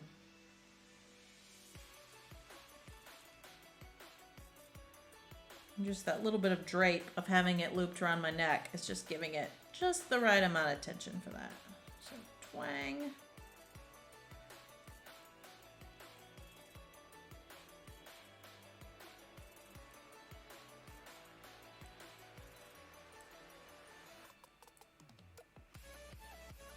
Again, trying to make sure those floats are fairly consistent in the tension along the back side.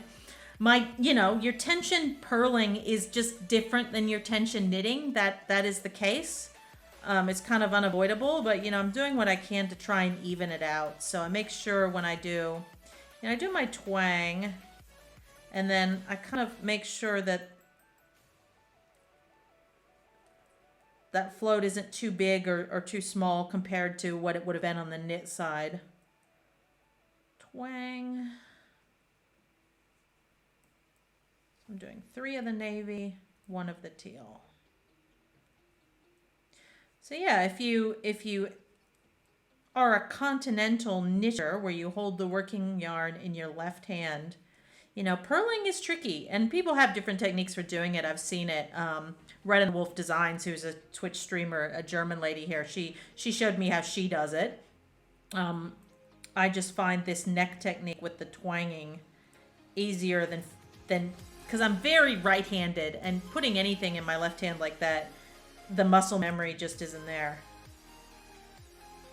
Coming up to the knot here, you can see it in the teal yarn. There's a join, so we're gonna have a join here in a second.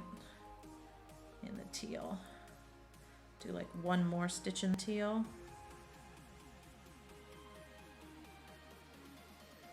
All right, so I'm gonna go ahead and just undo that. Let's see if I can unpick that little join.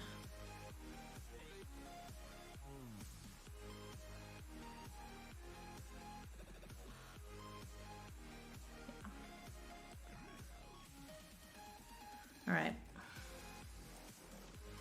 1, 2, 3. So we'll just go ahead and yeah, that's a good length of tail. You want to leave a good, I feel like don't be too stingy with your tails. You will often regret it later. And everybody wants to conserve yarn, so they tend to not leave a long tail. But it is a mistake. There's my one teal.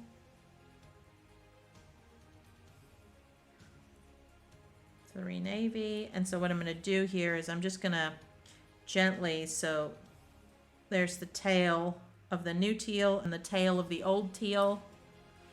I'm just going to gently tie them together on the back side. And that was across a float, so, you know, I won't tie it tight. Just tie it in a little bow. If you want to, you can loop the ends together. We'll undo that later. So I'm not tying it tight, but just keeping that out of our way. And now we can continue on our merry way. So yeah, that knot, I did lose like, you know, 6-8 inches of yarn. But not having a long tail is a world of pain when you go to weave in those ends.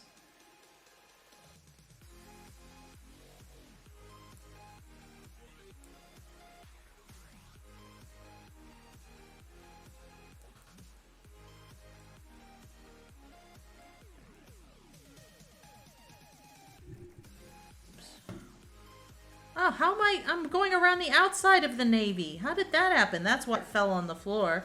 Normally when I do a yarn cake, I like to pull a center pull, but for some reason I grabbed, and what I grabbed to knit with this time was the outside of the ball. How annoying.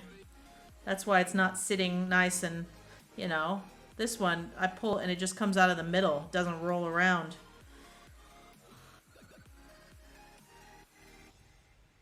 One, two, three, twang.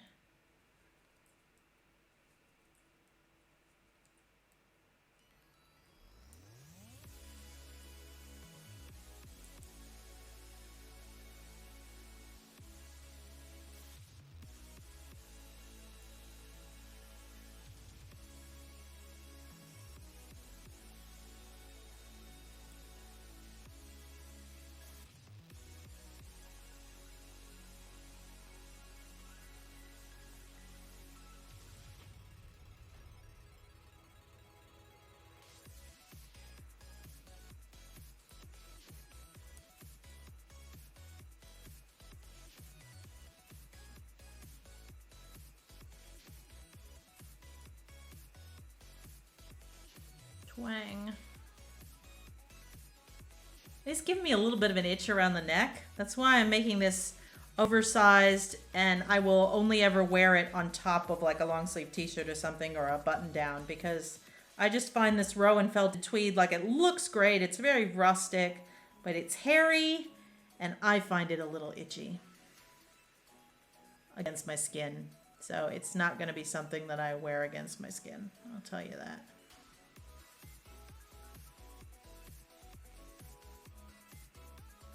Honestly, these days I would mainly avoid buying a wool like this, to be honest with you, because I just know what I like now. But I bought this 7 years ago and I'm not letting it go to waste. All right, we're getting to the side seam. So this is where I'm going to do just a normal purl two together. And so actually I need to do a teal. So I'll go ahead and do the purl two together with the teal. And then the last stitch will be in the navy. Cool. All right, let's flip it around the other way. And I suspect this next row is just navy, I think. Yeah, next row is just navy. So I think I break off the teal. Yep, no more teal.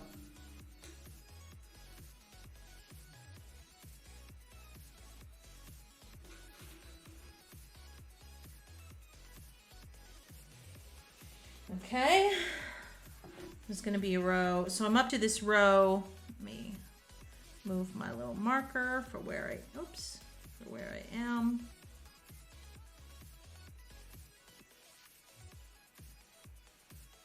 So the pink line represents where I'm, well, actually not anymore. It's where I was starting each round, but now that I'm doing decreases, that line is continually moving. But I'm leaving it there for when I go back and do the back side, the front side. It's complicated. But the green line represents the row I'm on. So I've got a row of navy happening, which is easy enough. Oh, and I'll tick off that I've done my 4th decrease of 50. So I did cast off 9 stitches at the beginning of the 2 armhole rows, and now I'm doing decreasing at the end of the next 15. So I'm 4 rows into 15. Come on, zoom back in. All right, and now I've got a row of just navy. A straight row of flat knitting. How amazing is that? Well, except there is a decrease involved, but you know, you gotta have a little excitement.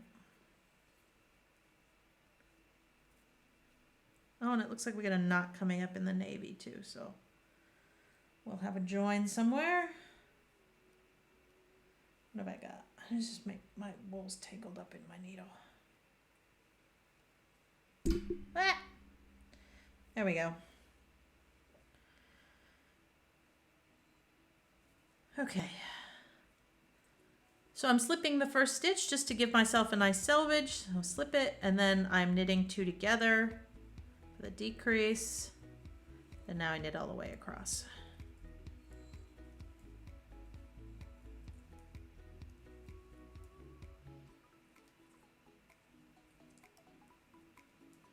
And so if I move it, you can see, so there's my armhole taking shape.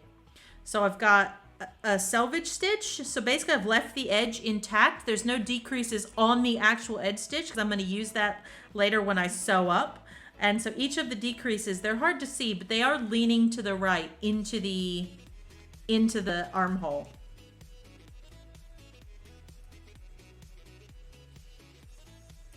Like there's different decreases you can use alongside an armhole. And the important thing is you want to mirror them. Whichever one you do on the right side, you want to do the opposite of it on the left side, on the left armhole. So I'm doing a knit 2 together on the right edge and an SSK on the left edge. And then on the purl side, I'm doing a purl 2 together through the back loop and then a purl 2 together. Must be, I mean, purl 2 together through the back loop. I don't think that is strictly the inverse of a SSK, but look, it's close enough on this. I don't know what the inverse of an SSK is in terms of purls. I'm sure it exists.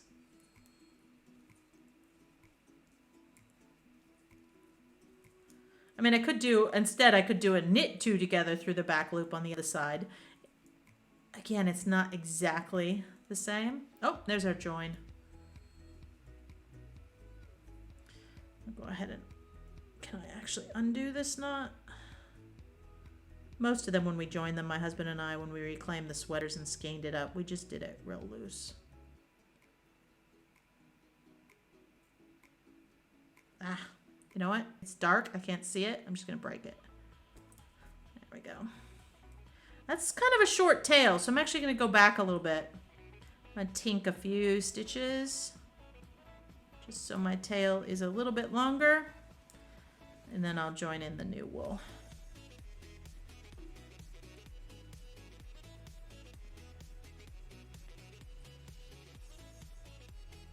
I could try spit felting them together, and in fact, there's been a few places on the balls where I've come to where it looks like I originally did that 7 years ago. But I can tell it's when I come to those spots, I've left it. That's where instead of doing a join like this, I would actually try and felt, like I'd overlap the wool a bit, get it wet, spit on it or use some water, and then rub them together and felt them into a single continuous strand. But where I've done that, I can tell it's thicker, it's a little bit more rigid, it doesn't have the elasticity of the wool on its own, so I'm not bothering. Like in the few places I've come to one, I've left it, but I'm not, as a rule, I'm breaking and joining, which is why I'm gonna have a gazillion ends to weave in inside this thing, but that's a problem for future Kris.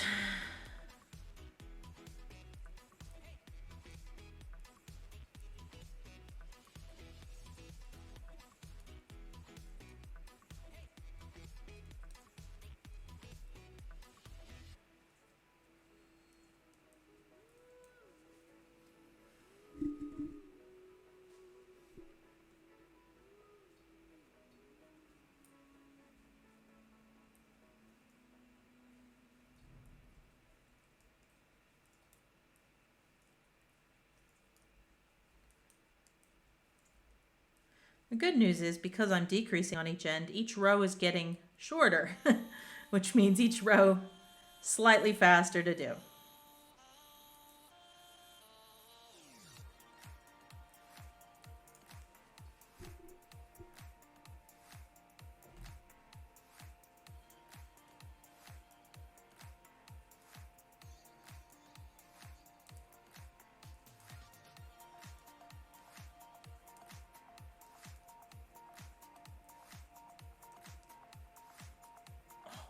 Get intense, stretch.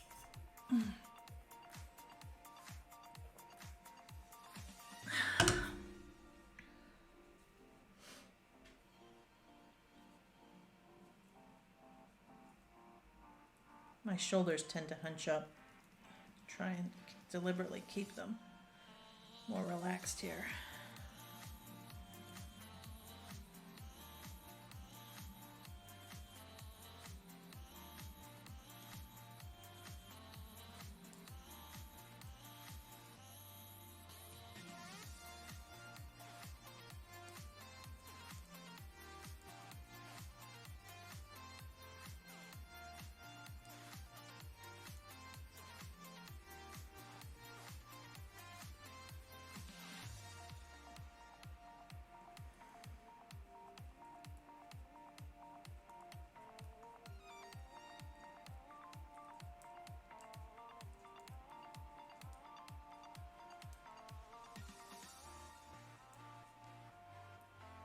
Okay, getting to the left edge, so I'll do my SSK.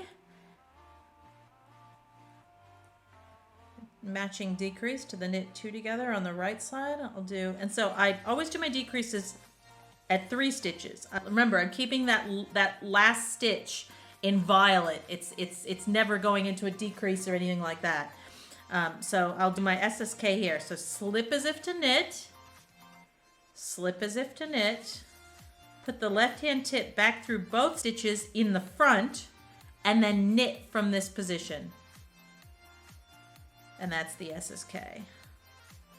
And so again, we've now got left leaning decreases that are leaning into that armhole. Okay. Wow, these rows are going faster, especially when they're only one color. All right, so that is another, that's 5 decreases done out of our 15. Woo! And the next row, I get to break off the navy, and the next row is just camel. So bye-bye navy wool. Let me switch back to the ultra-wide camera. Okay. Navy's gone. And let's find some camel.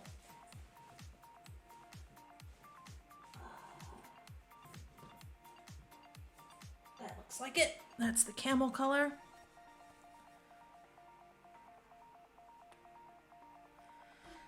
And nice. I'm purling and it's just one color, so that's good.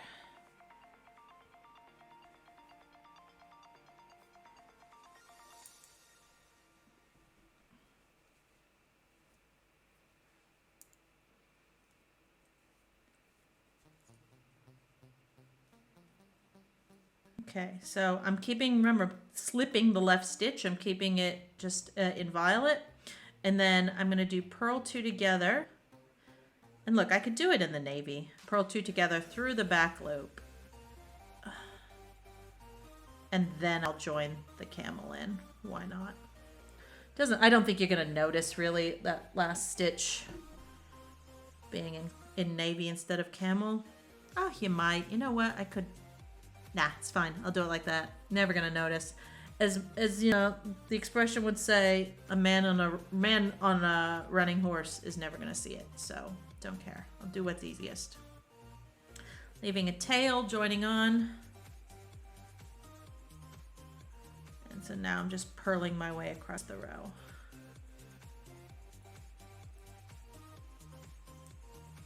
So where I joined that new yarn in, I'm just gonna, so I usually do an inch or 2, and then I stop, make sure they don't slide off the needles, and then I go back and I just tie my tails together. So I've got the navy tail there and the camel.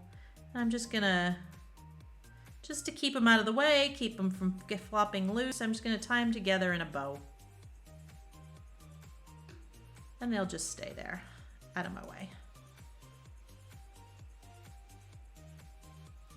So I'm purling, and as an English style thrower, I hold the working wool, that's the yarn attached to the ball, in my right hand. So when I do my purl stitch, I actually let go of the right hand needle entirely, you know? I tend to like have a very exaggerated throwing motion with my right hand, and I use my left thumb. See, it's actually doing all the work of holding the two needles in place there, so that I can make the throw. You could do continental style, so it might be that you hold the working wool in your left hand. It's like, I've seen it done. I'm just so awkward with it. I mean, how would I do it here?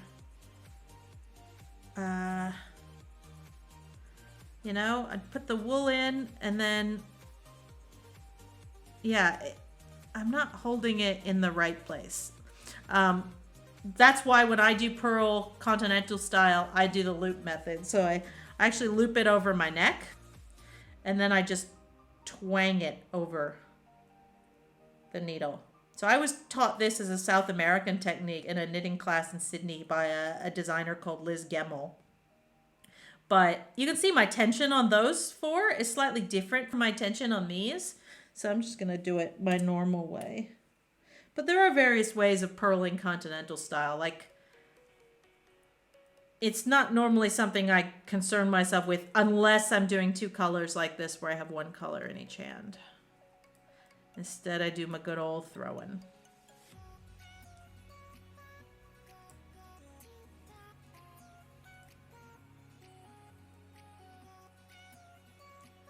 I honestly just feel like whichever way you learn, it's really hard to unlearn it and to do something else to change it.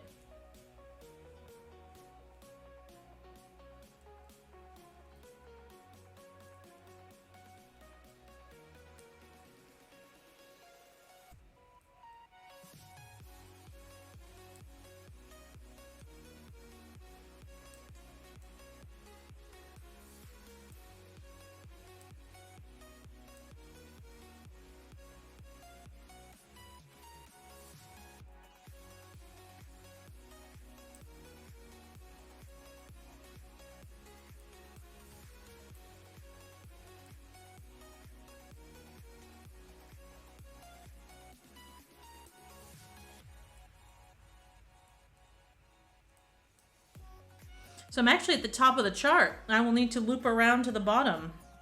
And so the question is, do I keep the colors as they were the first go round, or do I start messing with them a little bit? I'm kind of tempted to mess with them a little bit.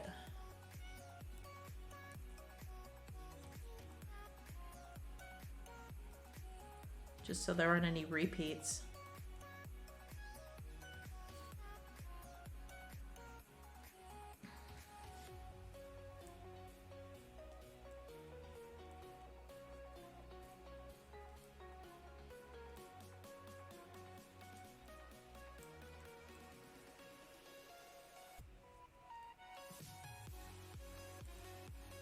Oh, there's gonna be so many ends to weave in. Oh. I really should not put it all off until the end.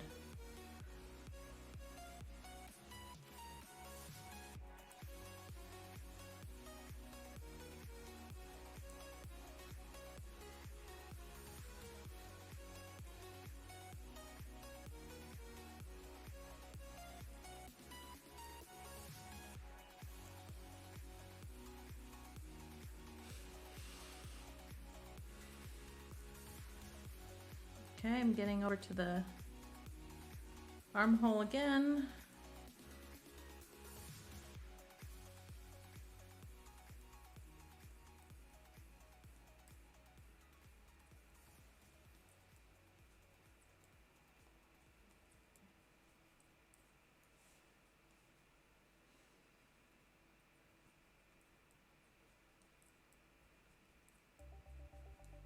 And I will be doing a purl two together,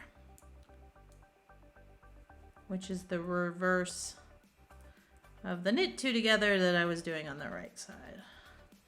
So again, I'll do my decrease at 3 stitches from the edge. So one more. So there I am, 3 stitches from the edge. And that's where I will do my purl 2 together. So just put my needle through the 2 of them and purl them as normal. Okay, and then the last stitch.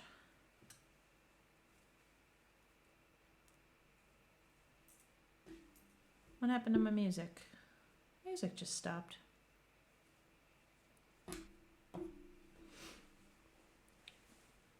Flip it around. All right, don't get distracted. I'll adjust the music in a moment.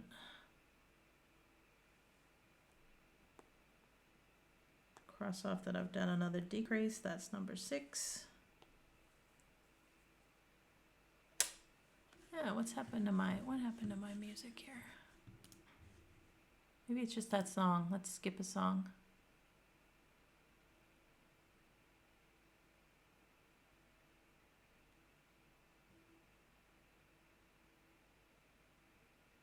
There it goes. Maybe it was that song. All right, so was a row of camel, and then the next is alternating camel and little circle. So the camel's the dot, and the little circle is purple bilberry. So purple I'm getting low on. Definitely getting low on purple.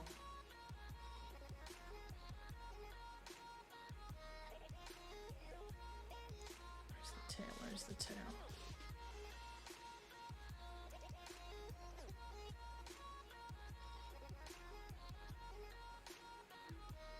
Okay, there's my purple.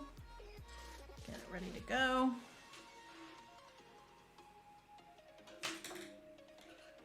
So it's just alternating, so it doesn't really matter which one I start on. Okay.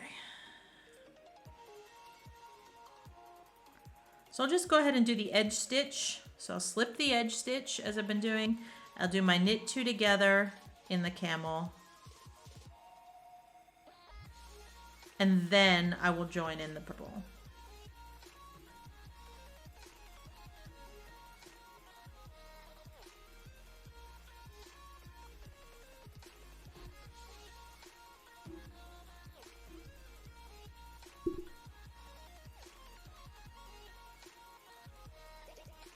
And I'm doing alternating every other. So you see what I do is I generally I'll just drop and pick up for the first few. Just because it's, you want to not pull the new yarn too much or you'll pull it right out. So I'll do a few. Okay. And then once it's at a good spot, I can stop and I can go back. And the purple, I actually don't really have anything to tie the purple tail to, do I? Purple tail is just going to have to hang there. You know, when you're swapping one color for another, it's fine, but the purple, don't really have anything to tie it to, so it'll just sit there. Okay. So we're alternating.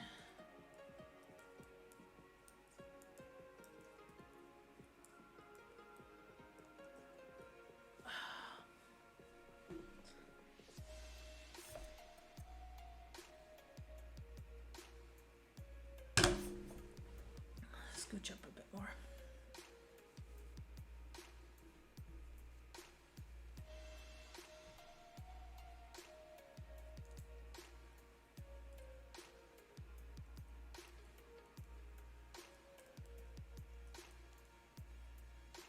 It always gets confusing when pattern writers, you know, there's a lot of shorthand used for the shaping around armholes. You know, they'll tell you to just decrease every row and then every following alternate row and to mirror both sides. And, you know, they're doing it to conserve space by writing it out in as short a directions as possible. But it gets very confusing to remember where you are, how many decreases you've done. Being able to write out each row and tick them off can actually be a big help. I will probably end up, when I do the front, because the front's going to be even more confusing, because, you know, when you do the front of a garment, you usually have an area for the neck hole that comes down, where you end up doing then each side separately. And that's where it gets even more confusing, because you've essentially got 4 sets. You've got decreases happening at the neck edge and at the armhole edge. It gets very confusing. So we'll be making a lot of notes. and you actually don't want to really like set the project down with too long a gap between knitting sessions, or you will forget where you were. That was the problem I had, because when I set it aside 7 years ago, I was up pretty much to the top of the shoulder shaping, and I actually spent like a good hour just working out where the hell I was in the sequences of decreases and such. Figured out where I was in the pattern, but then realized it was unsalvageable due to being so small anyway.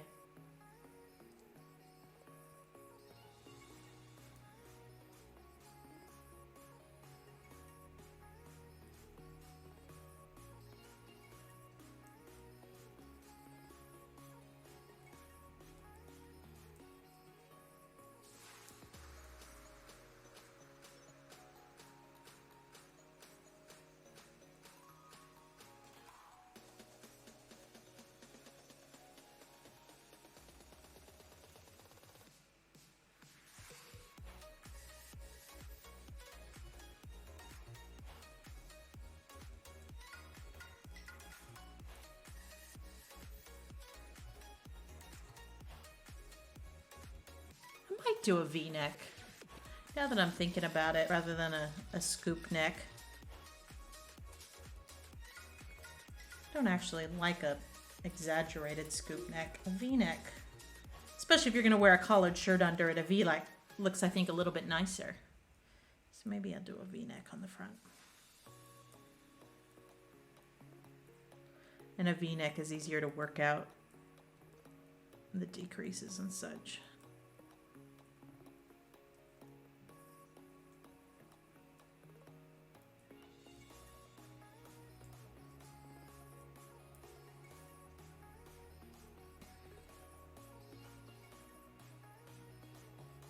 So if any of you haven't watched me before, I normally stream on Sunday. I'm in Munich.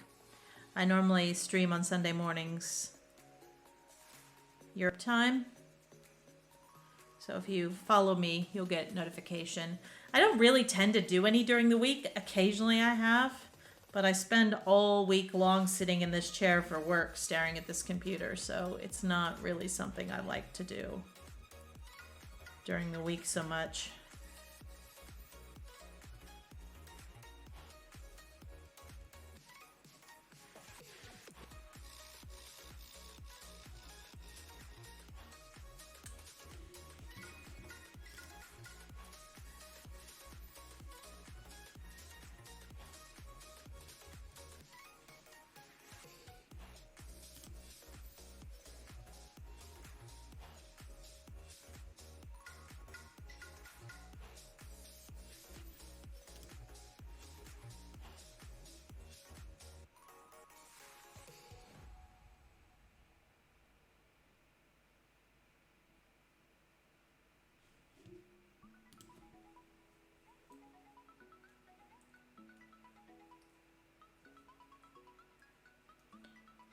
Maybe do another half an hour and then I'll stop and go have some lunch.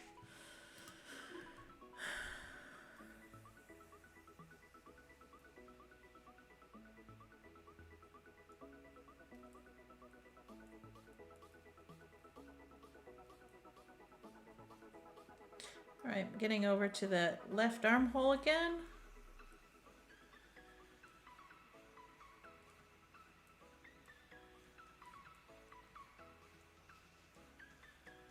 So last 3 stitches, so I will do it in purple,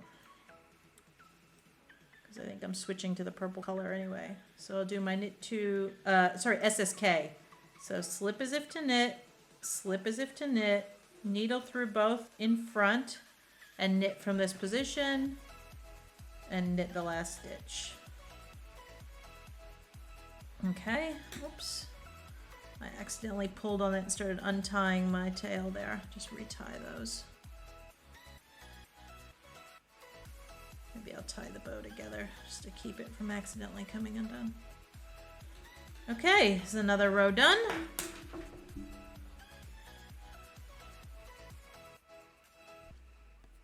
And that's the last row in the pattern. That was 106. Woo! How excitement. And another decrease, decrease number 7. And wow, I'm move green line all the way back down to the bottom.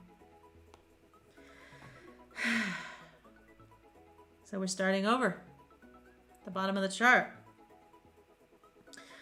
which means that my next motif will be this pink and purple one at the bottom. So do I want to keep it in pink and purple, or do I want to use two other colors? I could. Although, is it going to get confusing if I do that? It probably is. I probably should just stick with the colors as written. Hey, Dreaming in Ada, nice to see you. Thanks for coming back. Yeah, so I guess I'll keep it in the pink and the purple. So that means the next round is just purple anyway, so I can break off the camel. Well, I like these single color rounds for the purling. Okay. Just using purple. So I'm knitting, I've divided for the front and back, which means I have to purl now. So purling in Fair Isle. And I'm doing decreases at each end. It's all happening today, Dreaming in Ada. It is all happening today. All right. So I'm slipping that selvage stitch, always slipping the first one because I'm going to sew the seam in afterwards, and I want to keep that stitch in violet. It's just always nice and even there. And then remember, I'm going to be doing on this side a purl 2 together, but I'm not doing it normally. I'm doing it through the back loop. So I actually have to dig, and you can really see there, I've got both the camel and the purple. So I'm digging into the back loop of both stitches together and purling them from there. And that is going to make that decrease lean into the armhole on the front. And who else has joined? Alba Ire 1. Hey, nice to meet you. Thanks for joining in. Good afternoon. So if I flip it around, you'll see what I mean about the decreases that I'm doing. It's hard to tell on the purl side, but if I flip it around to the knit, this is the armholes I'm doing here. And so the decreases are all leaning into the armhole. They're all going diagonally to the left. You can sort of see here these sort of, yeah, you can just see these stitches kind of going diagonally into the armhole. Whereas if I had done a normal purl 2 together there, it would have leaned the other way. Oh, thank you. The colors. I can't really take much credit for the colors, Dreaming in Ada. These are the colors as specified in the pattern Orkney by Marie Wallen. And Rowan Felted Tweed colors all look good together anyway. I mean, they're gorgeous. I think, didn't like Calf Facet like design this color, the entire line of the Rowan colors, I think. So these colors are gorgeous and they always look gorgeous together. I'm a little worried I'm gonna, like the purple here, I'm getting low on. But as I'm doing the top, each row is getting shorter. Might need, hopefully don't need to pick up any more balls. I mean, the damn thing uses like 12 balls as it is. Granted, it's supposed to be for a long sleeve, and I'm knitting a short sleeve. But I have gone up quite a bit on the sizing because I want it to be a bit oversized. We'll see. If I have to pick up a ball or two here, it's not the end of the world. Can maybe even find someone who's got partial balls of this stuff in their stash on Ravelry.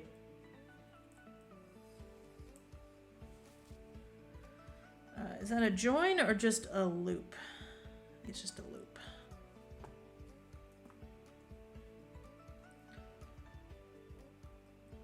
So I was saying earlier, Dreaming in Ada, there are a couple motifs. There's a motif on this that has 3 colors in a row. And it's just nuts. I started trying to do it, like actually carrying 3 colors along the row and keeping track of which ones were on top of the others and back and forth and not twisting them up. And it was just such a pain. And I was like, how did I do this when I originally knitted the thing 7 years ago? Eventually, so I'm doing it, and it's so complicated. And eventually I thought, you know what? Bugger this. I'll undo it. I'll only knit 2 colors in each row, and I'll duplicate stitch the 3rd color on afterwards. And then realized that is exactly what I did. The same conclusion I arrived at 7 years ago when I originally tried knitting this pattern. So I'll show you when I flip it around which of the motifs is missing its third color. That'll be something I do later. But yeah, normally Fair Isle only ever has 2 colors in a round or a row. 3 colors gets complicated.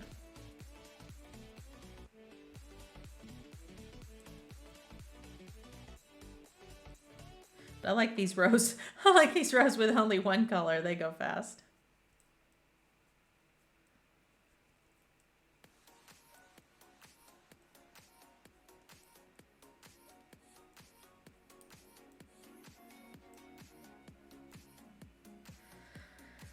Okay, getting to the edge, and so I'll have to do my decrease at the armhole edge again.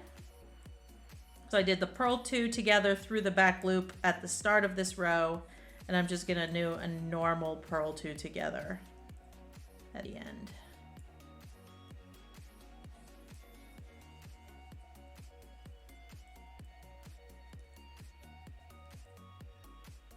And I always do my decreases. I don't do the decreases right at the edge.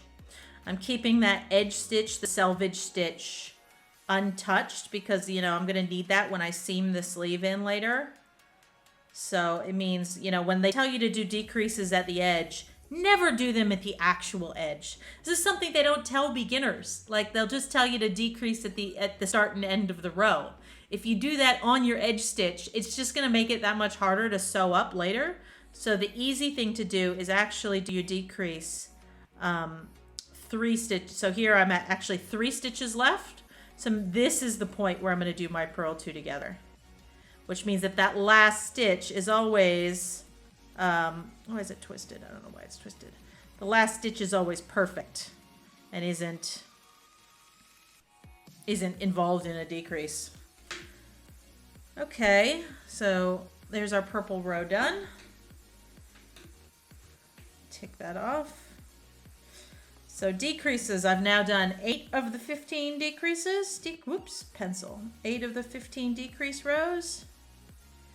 And, all right, on the pattern, you know what I'm gonna do? I started doing this. I realized much too late that I can actually color in and make it a bit easier to see what the pattern looks like. So let's just do some. So the circles are the purple. Plus it's kind of fun to do.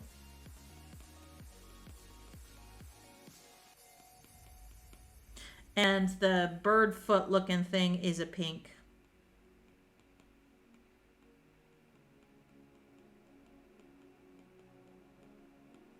And that just makes it a little bit easier to see what the hell the pattern's actually going to look like and know that I'm doing it correctly. Whoops, I missed a pink. There's a pink. All right. So I need to find the pink peony in my bag of colors. Oops, there's a stitch marker on the floor. Don't know where you came from. Oh, I know which one. That's the one for the side seam. Because now that I've divided, it fell out. There it is. Peony. That's the pinky color. Okay. Okay. So it doesn't really matter where I start and end this pattern, like this motif. So again, if I go back and show you where it was originally. So we've started again. We've looped back around to the beginning. So I'm now going to be doing, this is the motif here that I'm actually going to be knitting. It doesn't really... Well, I was going to say, it is, the next one, the green and red one is centered over it. So just make sure when I do it that the green and red is centered over it.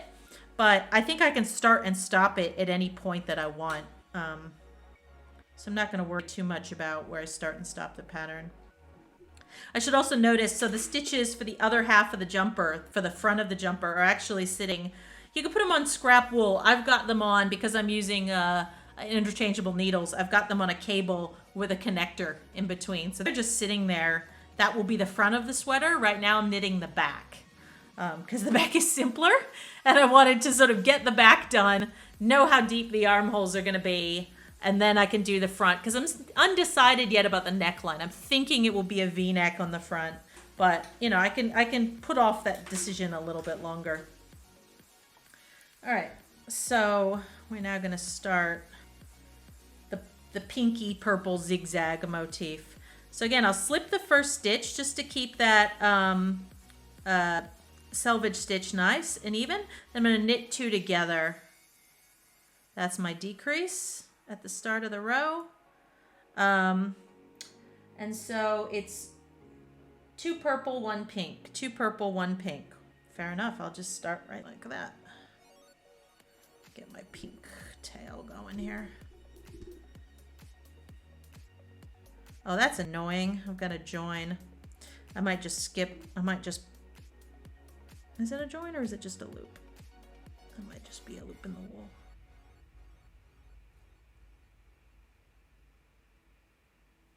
I think it's a join. I'm just going to break it. I don't think I need that. I'll just jump ahead to that point. Okay. All right. So 2 purple, 1 pink, 2 purple, 1 pink, all the way across. 2 purple, 1 pink.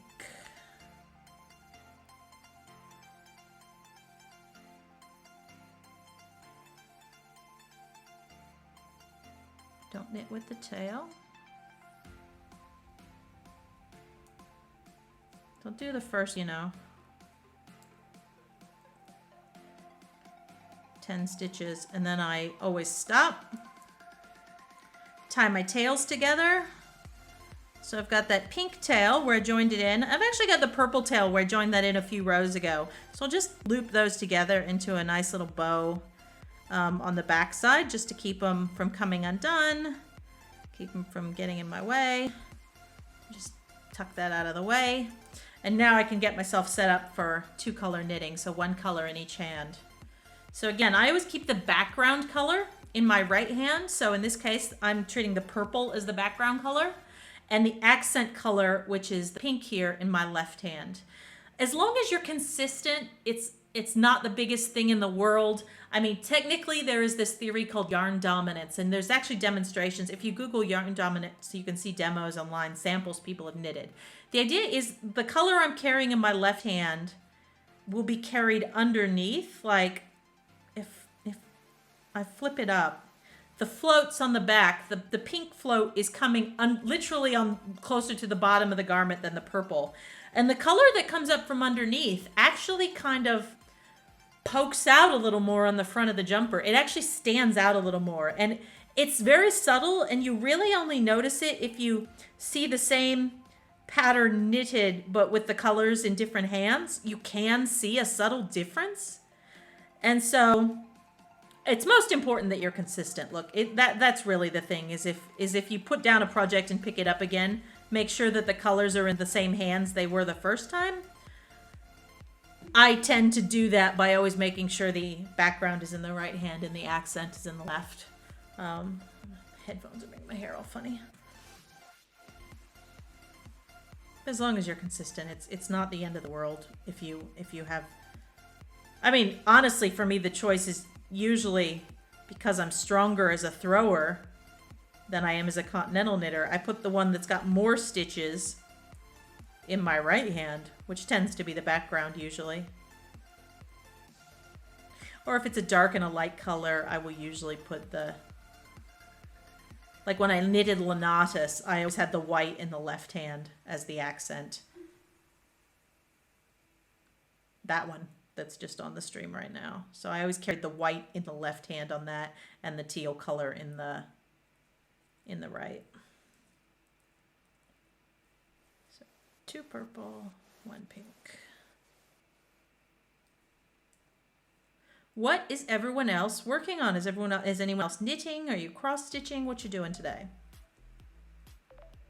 It started snowing again a tiny bit in Munich today, so I'd been thinking of going for a bike ride, but it looks pretty miserable out there.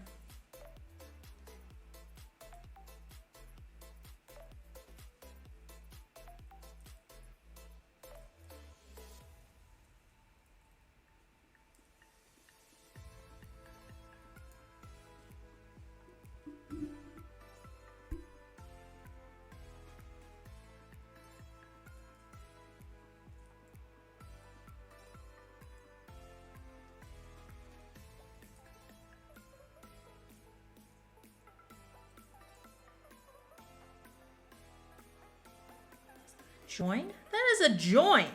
That is a knot, and that is not a me knot. That is not a Kris knot. That is a Rowan knot.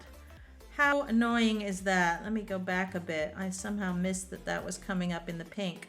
So that is actually, it's very hard for you to see. That is a manufacturer's knot. That's not one I've done. So basically during the spinning of the pink yarn, there was a break and they have knotted it together. You know, I worked in a knitting store many years ago and people would come in very upset about this. And the truth of the matter is, they're legally allowed to have a certain number. You know, every company will have their own sort of standards, but they generally will allow for a certain number of knots per ball. So they're not going to give you a refund unless the thing is riddled with knots. Usually you could expect 1 or 2 knots a ball, to be honest with you. It's annoying. You don't want to knit with it because that knot, you're going to feel it. It's going to come undone someday. So whenever you see one, undo it and do it as a join, but it's kind of annoying. Dreaming Nada says, stitching on your February month marker and knitting this evening. Nice. I've done some cross stitch in my day. And actually I said I worked at a knitting shop. It wasn't just a knitting shop. It was a knitting and embroidery shop. So I have done some cross stitch. I have done the calculations of how much Ada or, fine linen someone needs to do an embroidery design and cut fabric for them. I've actually got a project I need to do some embroidery on, which is actually a quilt I started making a few years back, which is also one of my resolutions to deal with this year. It's a t-shirt quilt, I've seen people do that where we had my husband and I, all these old college t-shirts and band t-shirts that we don't wear anymore, but we've got for sentimental reasons. And so I heard about this concept, and so my mom does a lot of patchwork quilting. She was telling me about it. So I actually backed them. I cut out sort of big squares out of the t-shirts, centered on the designs, backed it with interfacing to give it a little bit of stiffness. And I've made it into a big checkerboard with some plain squares in between the t-shirt squares. And then on the plain squares, I'm doing some embroidery of things because it's both of our stuff, and it's like a keepsake quilt. And so I've embroidered, I embroidered the Welcome to Vegas sign because we got married in Vegas. And I embroidered the Sydney Harbor Bridge because that's where we've lived. And I can't remember what else I did. But I'm embroidering our cats on it. I basically had some nice photographs of the cats and I've reduced it to lines. And so I need to embroider the cats on it, but I think there's a little bit of hesitation there because I don't want to muck it up, I don't want to make them look weird. And our oldest cat actually just passed away last year as well, so it's going to be a little bit emotional to embroider her on there. But yeah, I'm not the best embroiderer in the world. I can do, basic stitches. But yeah, I need to finish that, and then I can actually put the quilt together and quilt it. I'll probably just machine quilt it. It's, like I said, it's just giant checkerboards, so I'll just do straight lines, and I should be able to machine quilt it on my sewing machine here.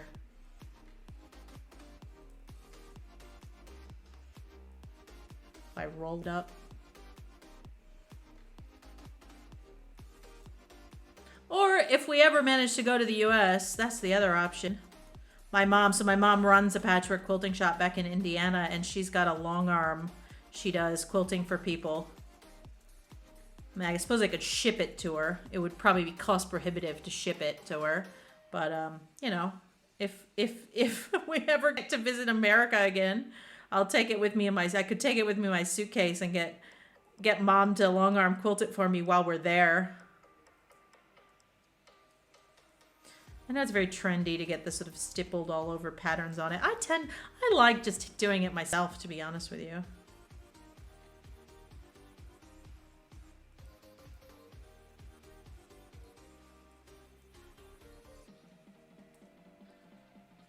Okay, I'm getting to the other armhole. So I'll need to do my other decrease at the other end.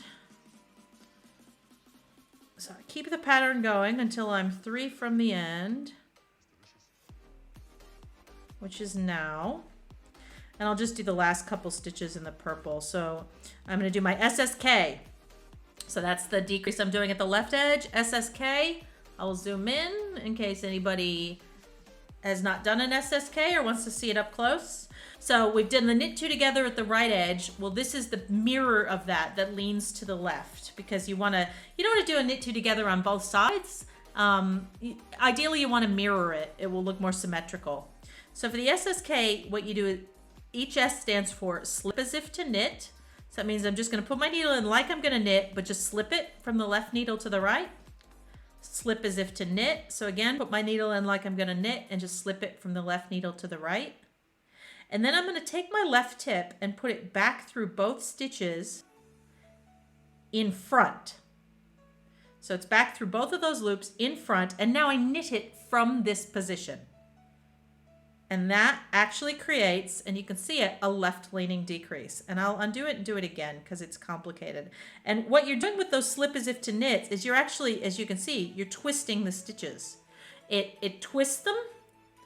And when I do the knit, it makes the right hand stitch sit on top of the left hand stitch. Because normally if I just do a knit two together, the left hand stitch ends up on top. So SSK again, slip as if to knit, off. Slip as if to knit, so needle goes in like I'm going to knit, but I don't knit it. It just comes off. Tip goes back in through both stitches in the front, and then I knit it from this position, and that's the SSK. Okay, and so there's another set of decreases, and you can really sort of see how they're leaning to the left. You know, they're leaning into the armhole. Okay.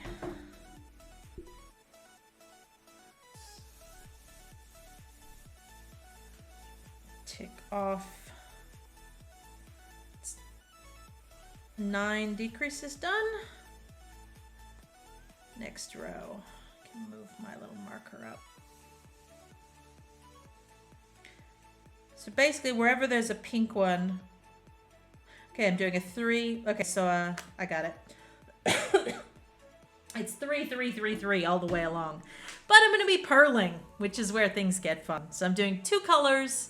Fair Isle pearl on the back side. So let's flip ourselves around and get oriented here. Excuse me. All right.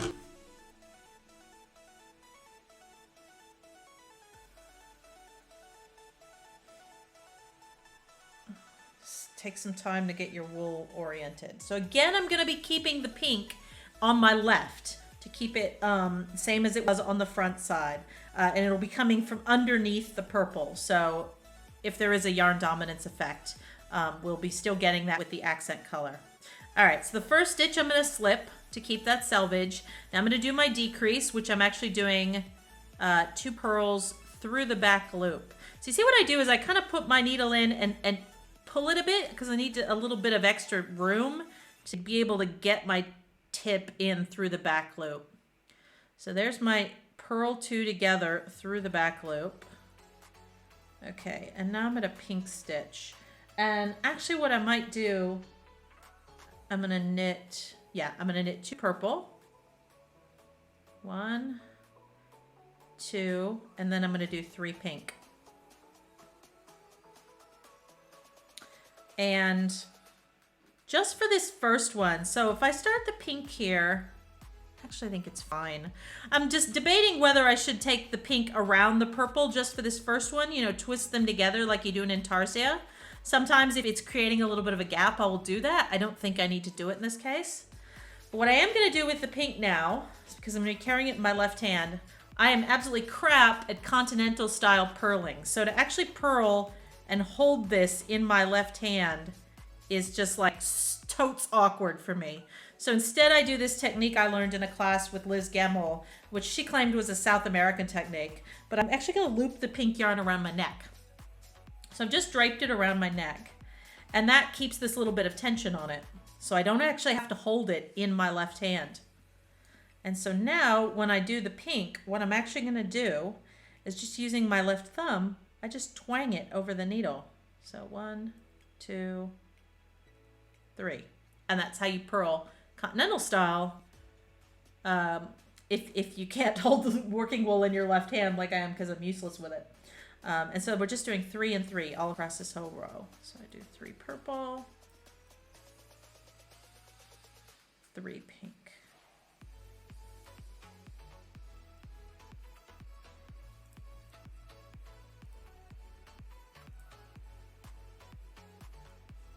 I just find this a lot faster than like dropping and picking it up with the same hand.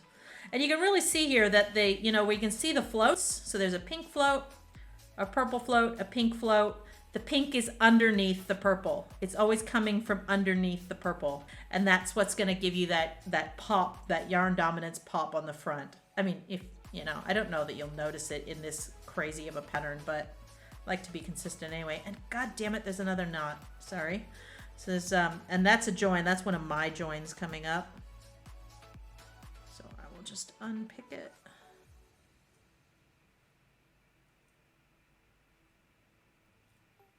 Okay. So it's 3 purple, 1, 2, and I'll just go ahead and join the purple in there.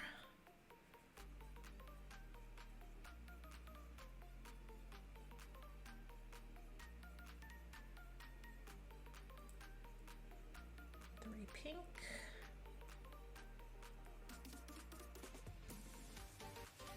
And then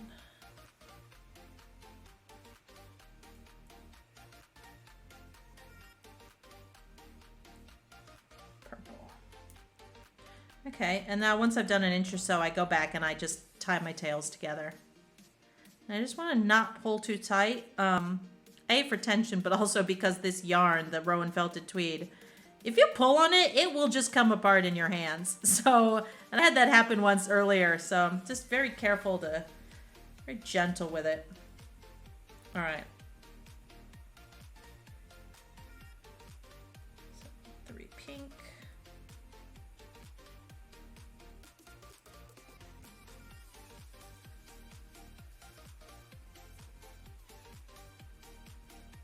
And yeah, just having it come around my neck or across my shoulders is just enough to put there's that little bit of tension on it so that you can twang it with your left hand.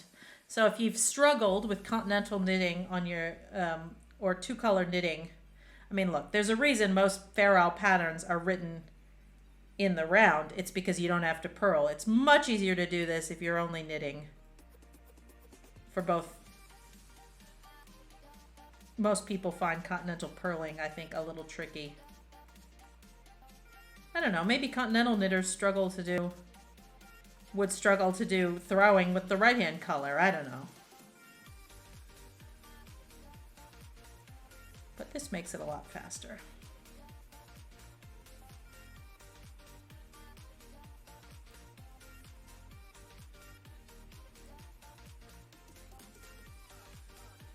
And I do have a video of this on my YouTube channel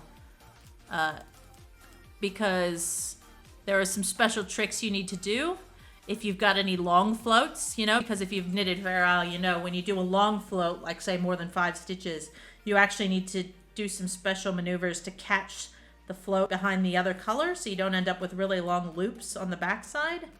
And so there's a video in the knitting playlist there, Two-Handed Fair Isle flat, where I show you how I catch them. I don't think this design I will eventually hit some, I'm sure I will.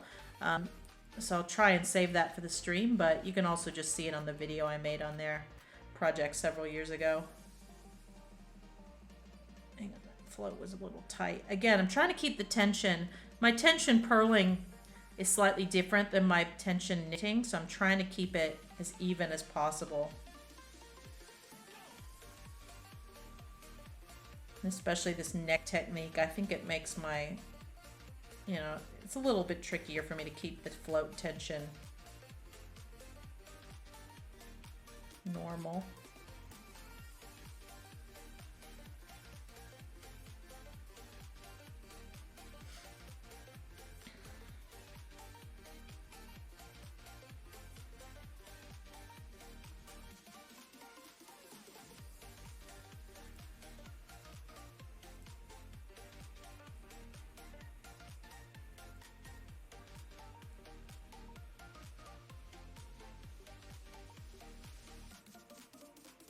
My husband actually asked me when I was telling him this morning that I was dividing for the armholes in the front and the back, whether I would knit the front and the back still at the same time, which I've done in the past. You know, you have separate balls of wool and you basically still going around. But I just felt with all the decreases and everything, that would just be too complicated. Yes, I am on Instagram, Dreaming in Ada. It's just Kris Howard, KRISHOWARD, all one word. Although my Instagram is not a lot of knitting on there. It's, as the description says, it is mainly selfies and food. We cook a lot. So if you want to see selfies and food, you can follow me, Kris Howard, on Insta. Here, I can get you the URL. I should share that. It's just that it's not like a super amount of knitting content.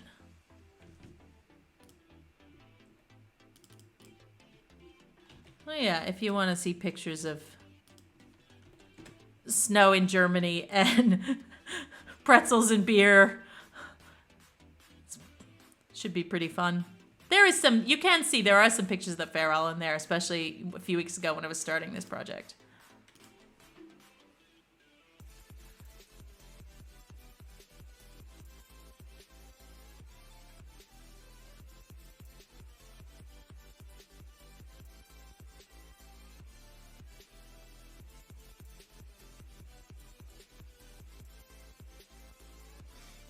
Okay.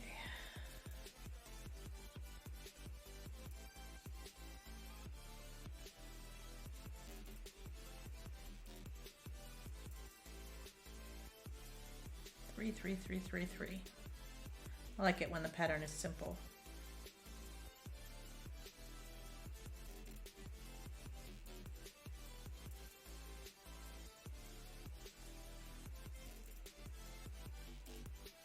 Uh-oh, except look, I like it when the pattern's simple, but I just no, I didn't. Is that a pink or a purple? Oh, it's a pink. Sometimes the pink has like purpley flecks in it, and you think that I've mucked up the pattern, but I haven't.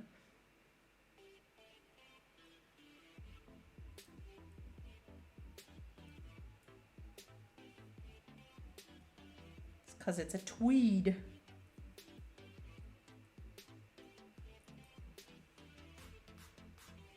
I feel like the tension in the right hand versus the left hand neck method is very different. Hoping it'll all even out with a good wash and a good blocking.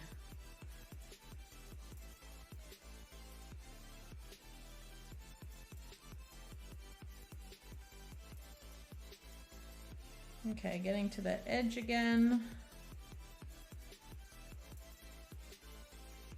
Purl rows take me a lot longer than knit rows. Okay, so last 3 stitches, I'm gonna do my purl 2 together. And then the last stitch is a purl. Okay, purl row done. Flip it around to the front.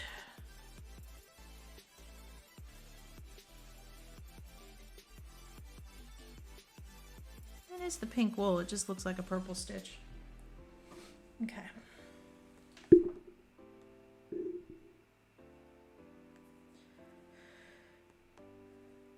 10 rows of decreases done.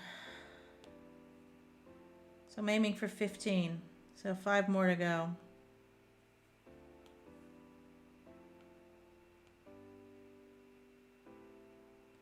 All right, so that's where we are.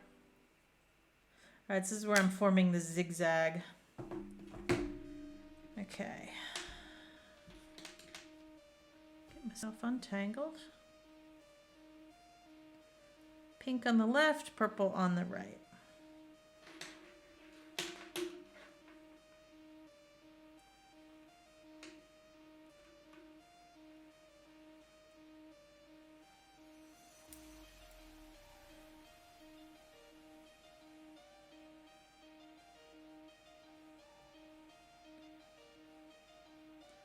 Okay, I'll slip that first stitch, and then it should be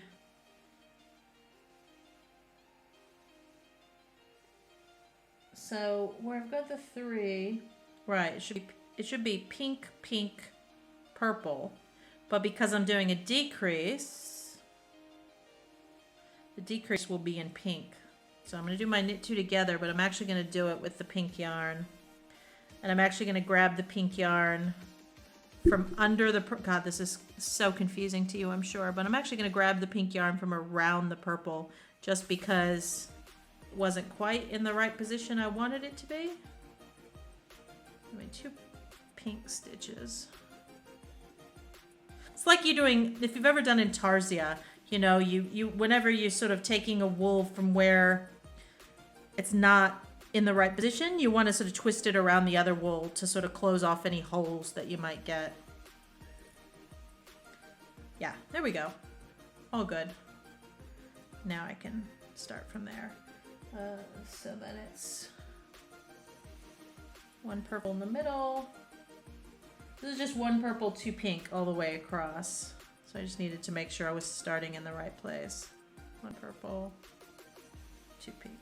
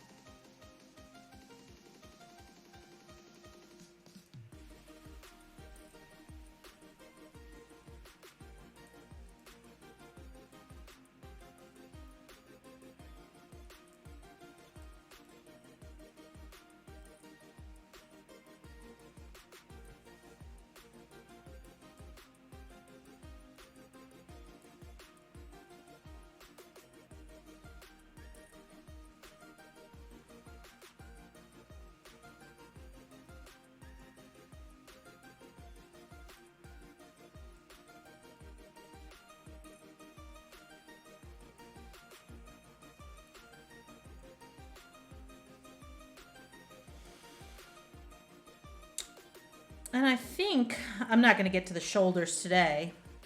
When I was thinking about the shoulders and looking ahead at the pattern. The pattern's got you doing, traditionally when you knit flat and you do shoulders, it'll have you cast off at the start of rows and you end up with this sort of a stair-steppy thing along your shoulders.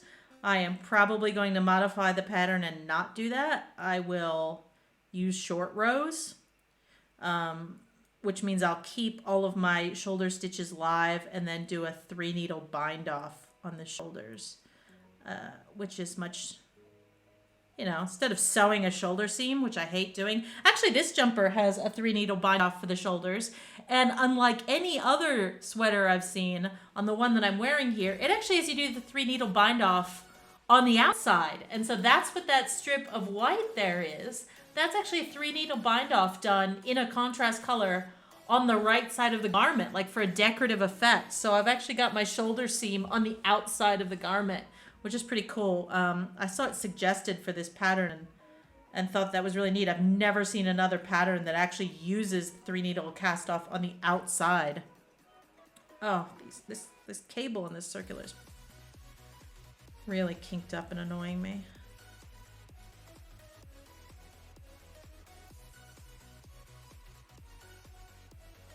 Yeah, thinking ahead to the shoulders that I will not do casting off the way that it tells me to. And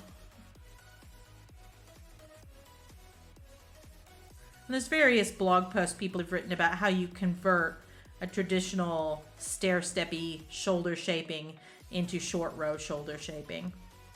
If you've never done that, that's another refinement you might like. These are all little tricks we do to make sewing up a flat garment nicer. Tricks like keeping that selvage stitch, you know, doing your decreases in from the selvage stitch. Makes it easier to sew the sleeve in, and doing a 3 needle cast off on the shoulders and short row shaping instead of stair-steppy and sewing it with a big ugly bulky seam. Again, will make it look nicer.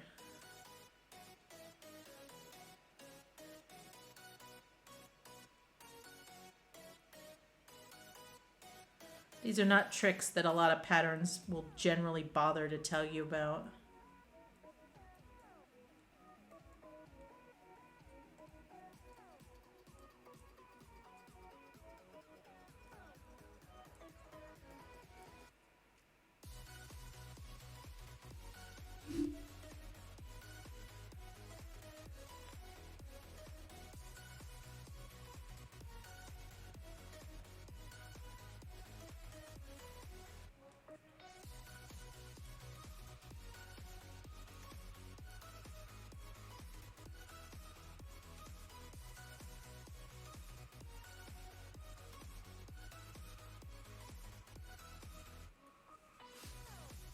Okay, nearly at this armhole again.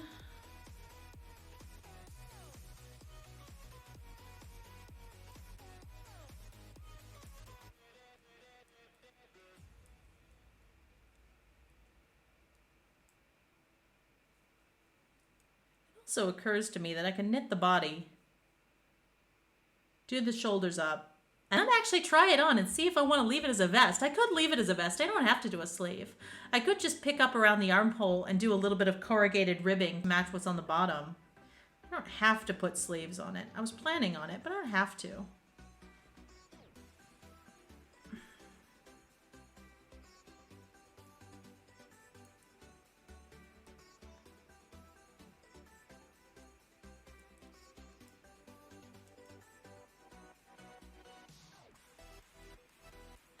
Okay, I'm getting to the last 3 stitches. So knit SSK. Whoops, see, I almost did a knit 2 together. So this side it's an SSK. So slip as if to knit, slip as if to knit. Needle goes through the fronts of both and knit from that position and knit the last stitch. Okay. You can see our zigzag taking shape there.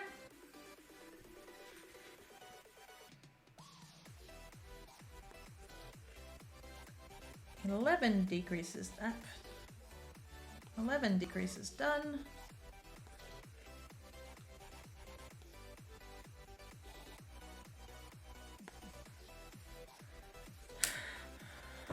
Back to the purl side.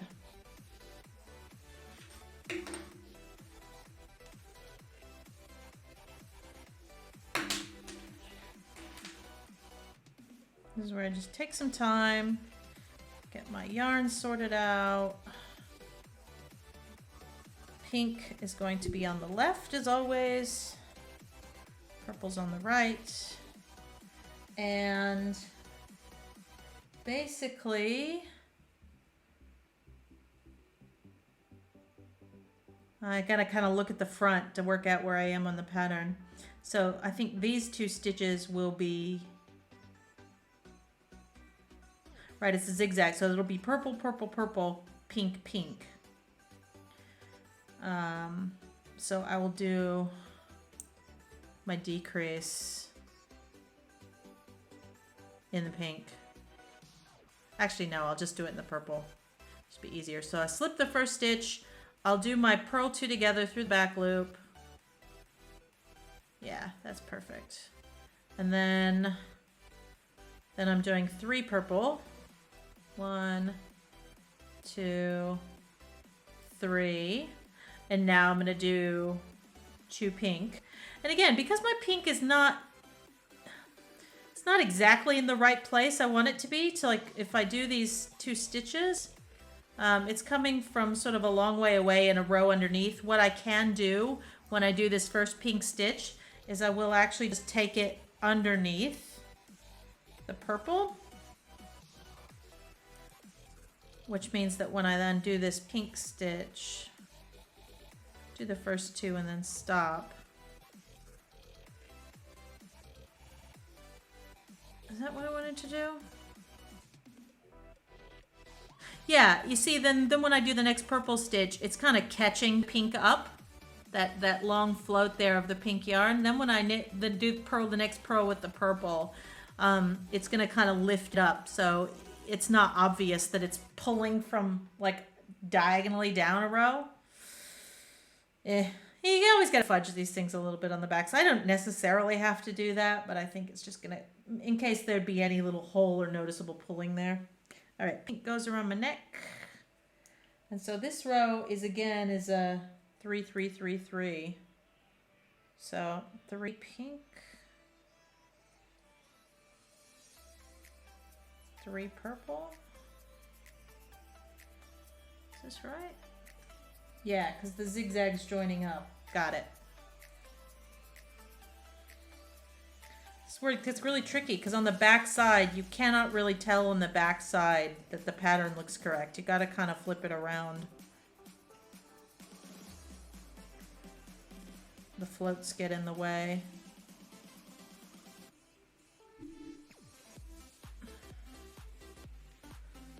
I'm going to stop here shortly, folks. I've been going for nearly 3 hours and have some lunch. So I'll finish this row.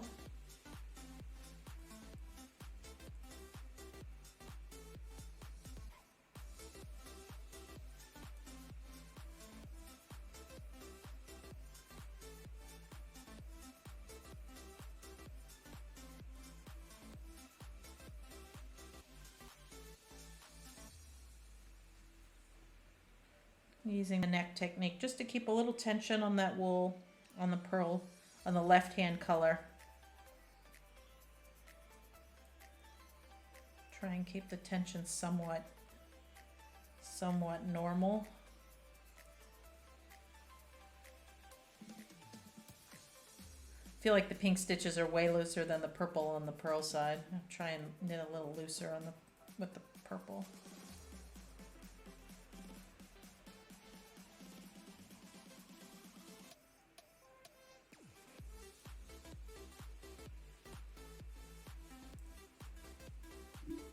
So remember, with the pink ones, I'm just kind of twanging it over with my thumb.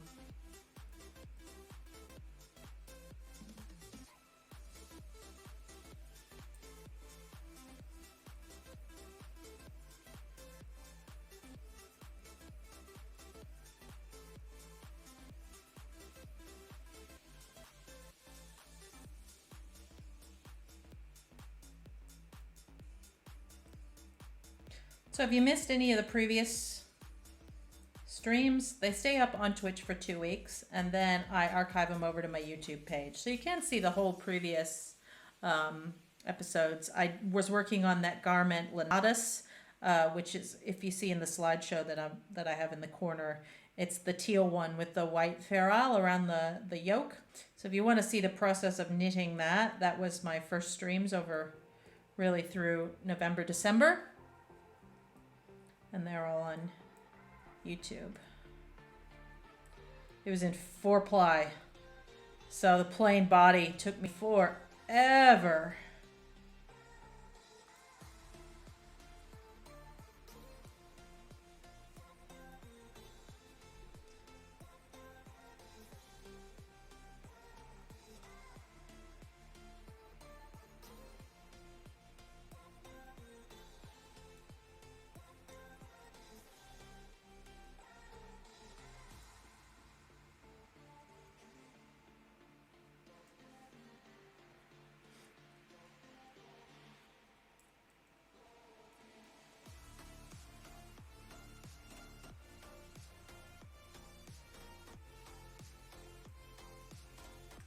Okay, nearly at the seam, at the armhole again.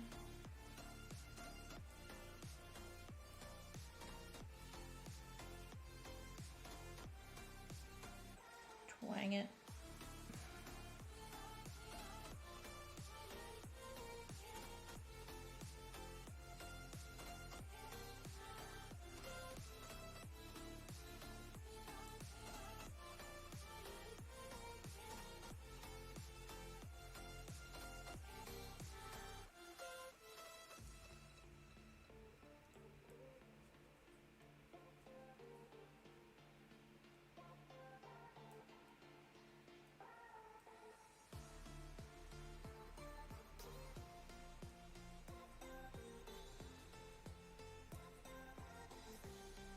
These ferrule patterns are so addictive because it's like self-striping yarn. You just want to keep going to see the next motif take shape.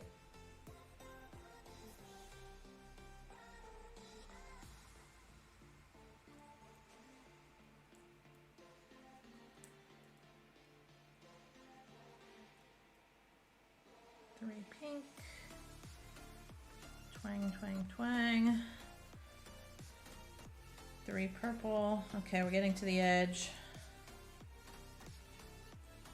Oops, don't do that. Want to stop 3 from the edge to do my decrease. And actually, a question I have is this it for the pink? No, I still have 1 more left with the pink. Okay. So this will be a purple. And I'm doing purl 2 together. And then the last stitch I'll leave in purple is pearl. Okay.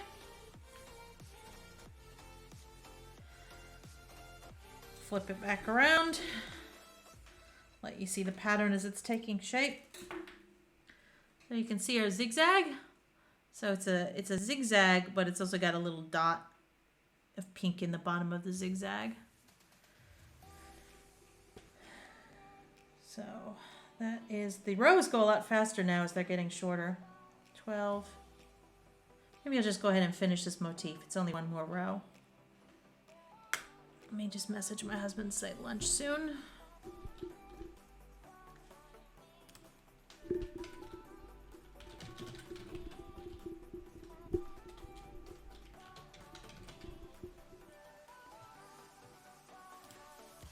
Okay. Let's just go ahead in the last row of this motif. Let's just finish it off.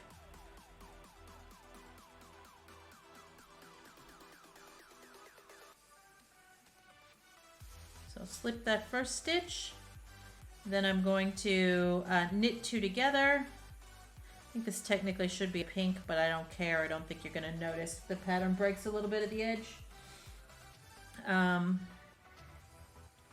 Knit 2 purple. And then a pink. And again, I'm going to just take the pink from underneath. I'm going to twist it around the purple.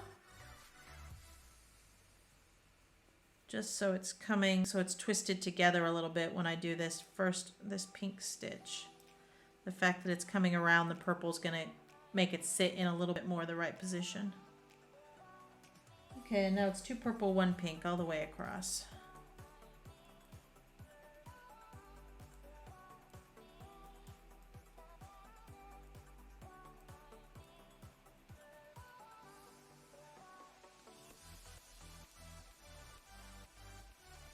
So you can see, technically that stitch should have been a pink because to match the pattern, but look, it's gonna be hard up against the sleeve, you're not gonna notice, and it was easier for me to just, I'd rather avoid doing any funky business around the edges if at all possible. Oh, he's gonna make us French fries to have with our burgers. Nice.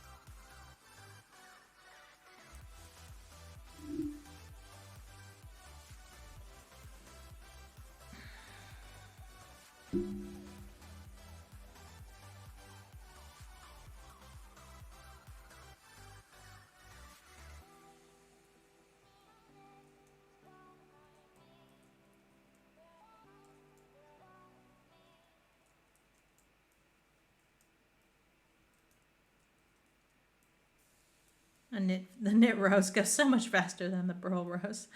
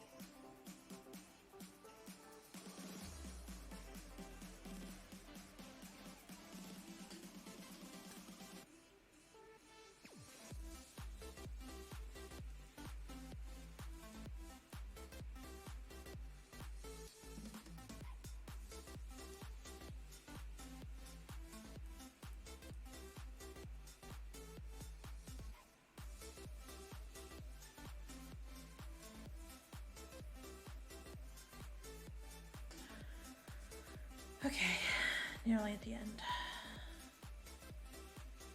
End of the motif, end of the row, end of the stream.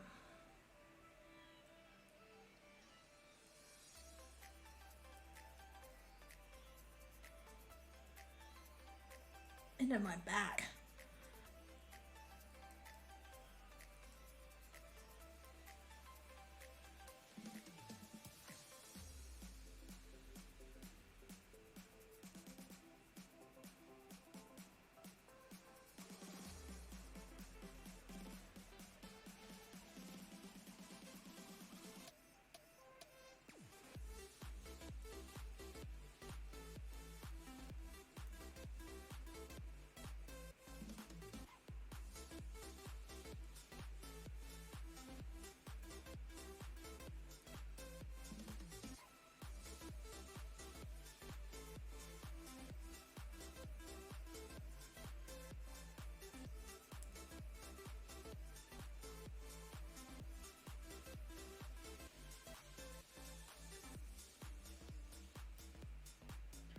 Okay.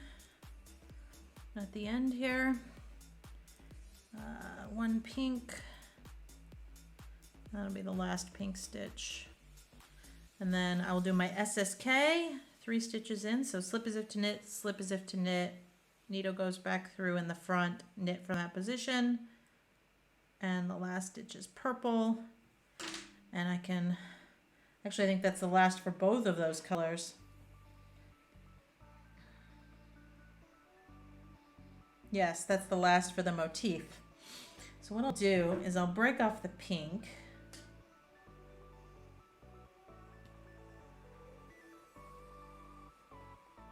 Let me mark that I've done my decrease.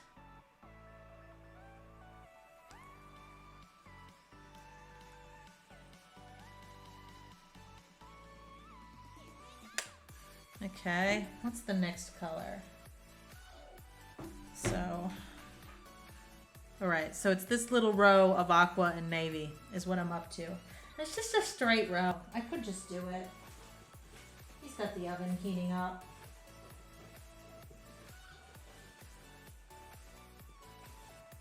Aqua. So the purple actually breaks off as well. I'm gonna get it in a nice position so I remember where I am when I start up again. And it'd be nice to actually finish these 15. If I finish these last 3 rows, that's all the every row decreases. So that's nice to have done. Okay. Slip the first one, purl 2 through the back loop, and I'm gonna join on my teal to do this.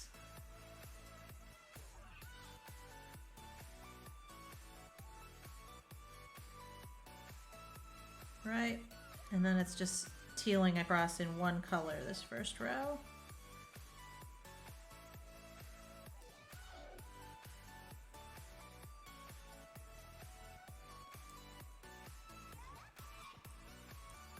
And I'll tie these, I got a couple tails hanging here.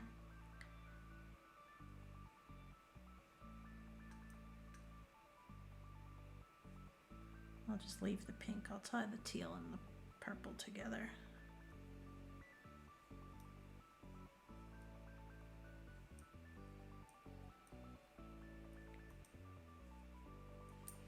Just to get them out of the way.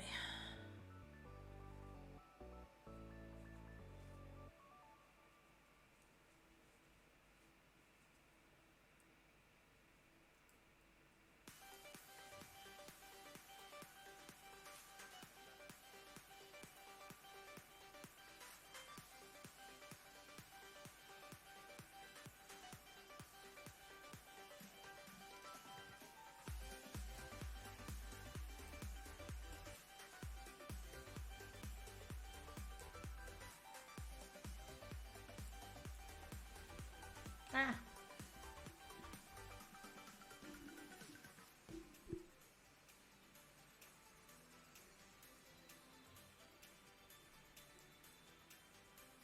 Stupid cable keeps getting in my way.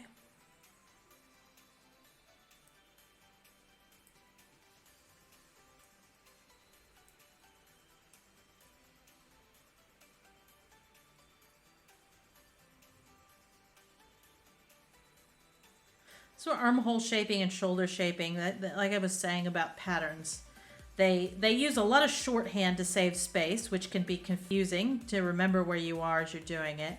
And then there's this one phrase you really got to watch out for because it's a ticking time bomb. At the same time. Like if you just follow a pattern along and you do what it says, unfortunately you will at some point run into the phrase at the same time and realize that you were meant to be doing another section at the same time you were doing the section you've just done, and you have to pull it apart and do it again. So really, once you start getting to armhole and shoulder shaping, read the pattern multiple times, look for that time bomb phrase of at the same time, and if you need to, write out each row and tick them off as you go, because it gets really confusing to remember when you're doing, decreases every following row for 5 rows, and then every third row for 10 decreases at the same time, decreasing every second row on the neck edge. It's confusing as I would say in Australia.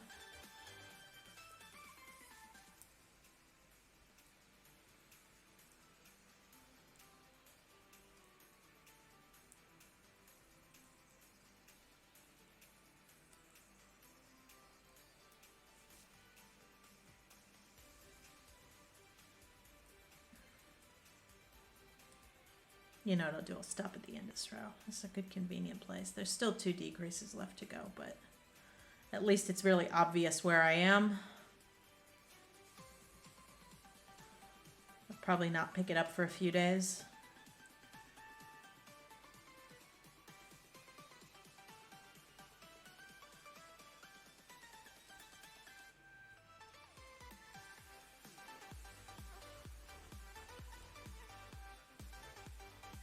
Changed the music channel this time. This is the happy EDM.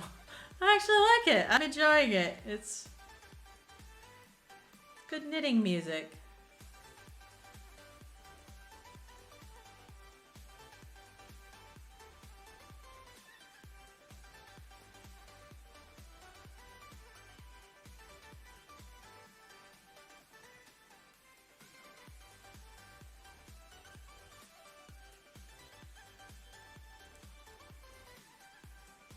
Okay, last 3 stitches, purl 2 together, purl the last stitch. Okay. So the pink and purple motif is done. And that's where we're gonna stop for the day, folks. So we have made a lot of progress. Wow, that motif is gorgeous. It's really pretty, but man, it was a pain to knit considering that I started the purl section in there. I am loving it though. It's looking really good. Okay, set it, put it aside. Let's tick off that I've done my decrease so I don't forget when I pick it up in a few days. So I've actually done 14 decreases. Let's draw a big old arrow so I know I need to do 1 more decrease. And I'll go ahead and move my green line so that future Kris knows where we are. We are actually there. Cool. And I don't think, actually pink line, I don't need pink line anymore. Pink line's going away. That's it. Cool. That's me for the day, folks. Thanks for joining in. That first half an hour was really squirrely, trying to figure out how to get the purl side fair isle going. But thanks for biting with me, and hopefully subscribe. Check out my YouTube channel if you haven't, and I will be here at least next Sunday, if not before, during the week, working on this some more. So hopefully I get it done while it's still cold enough to wear it. Have a great week.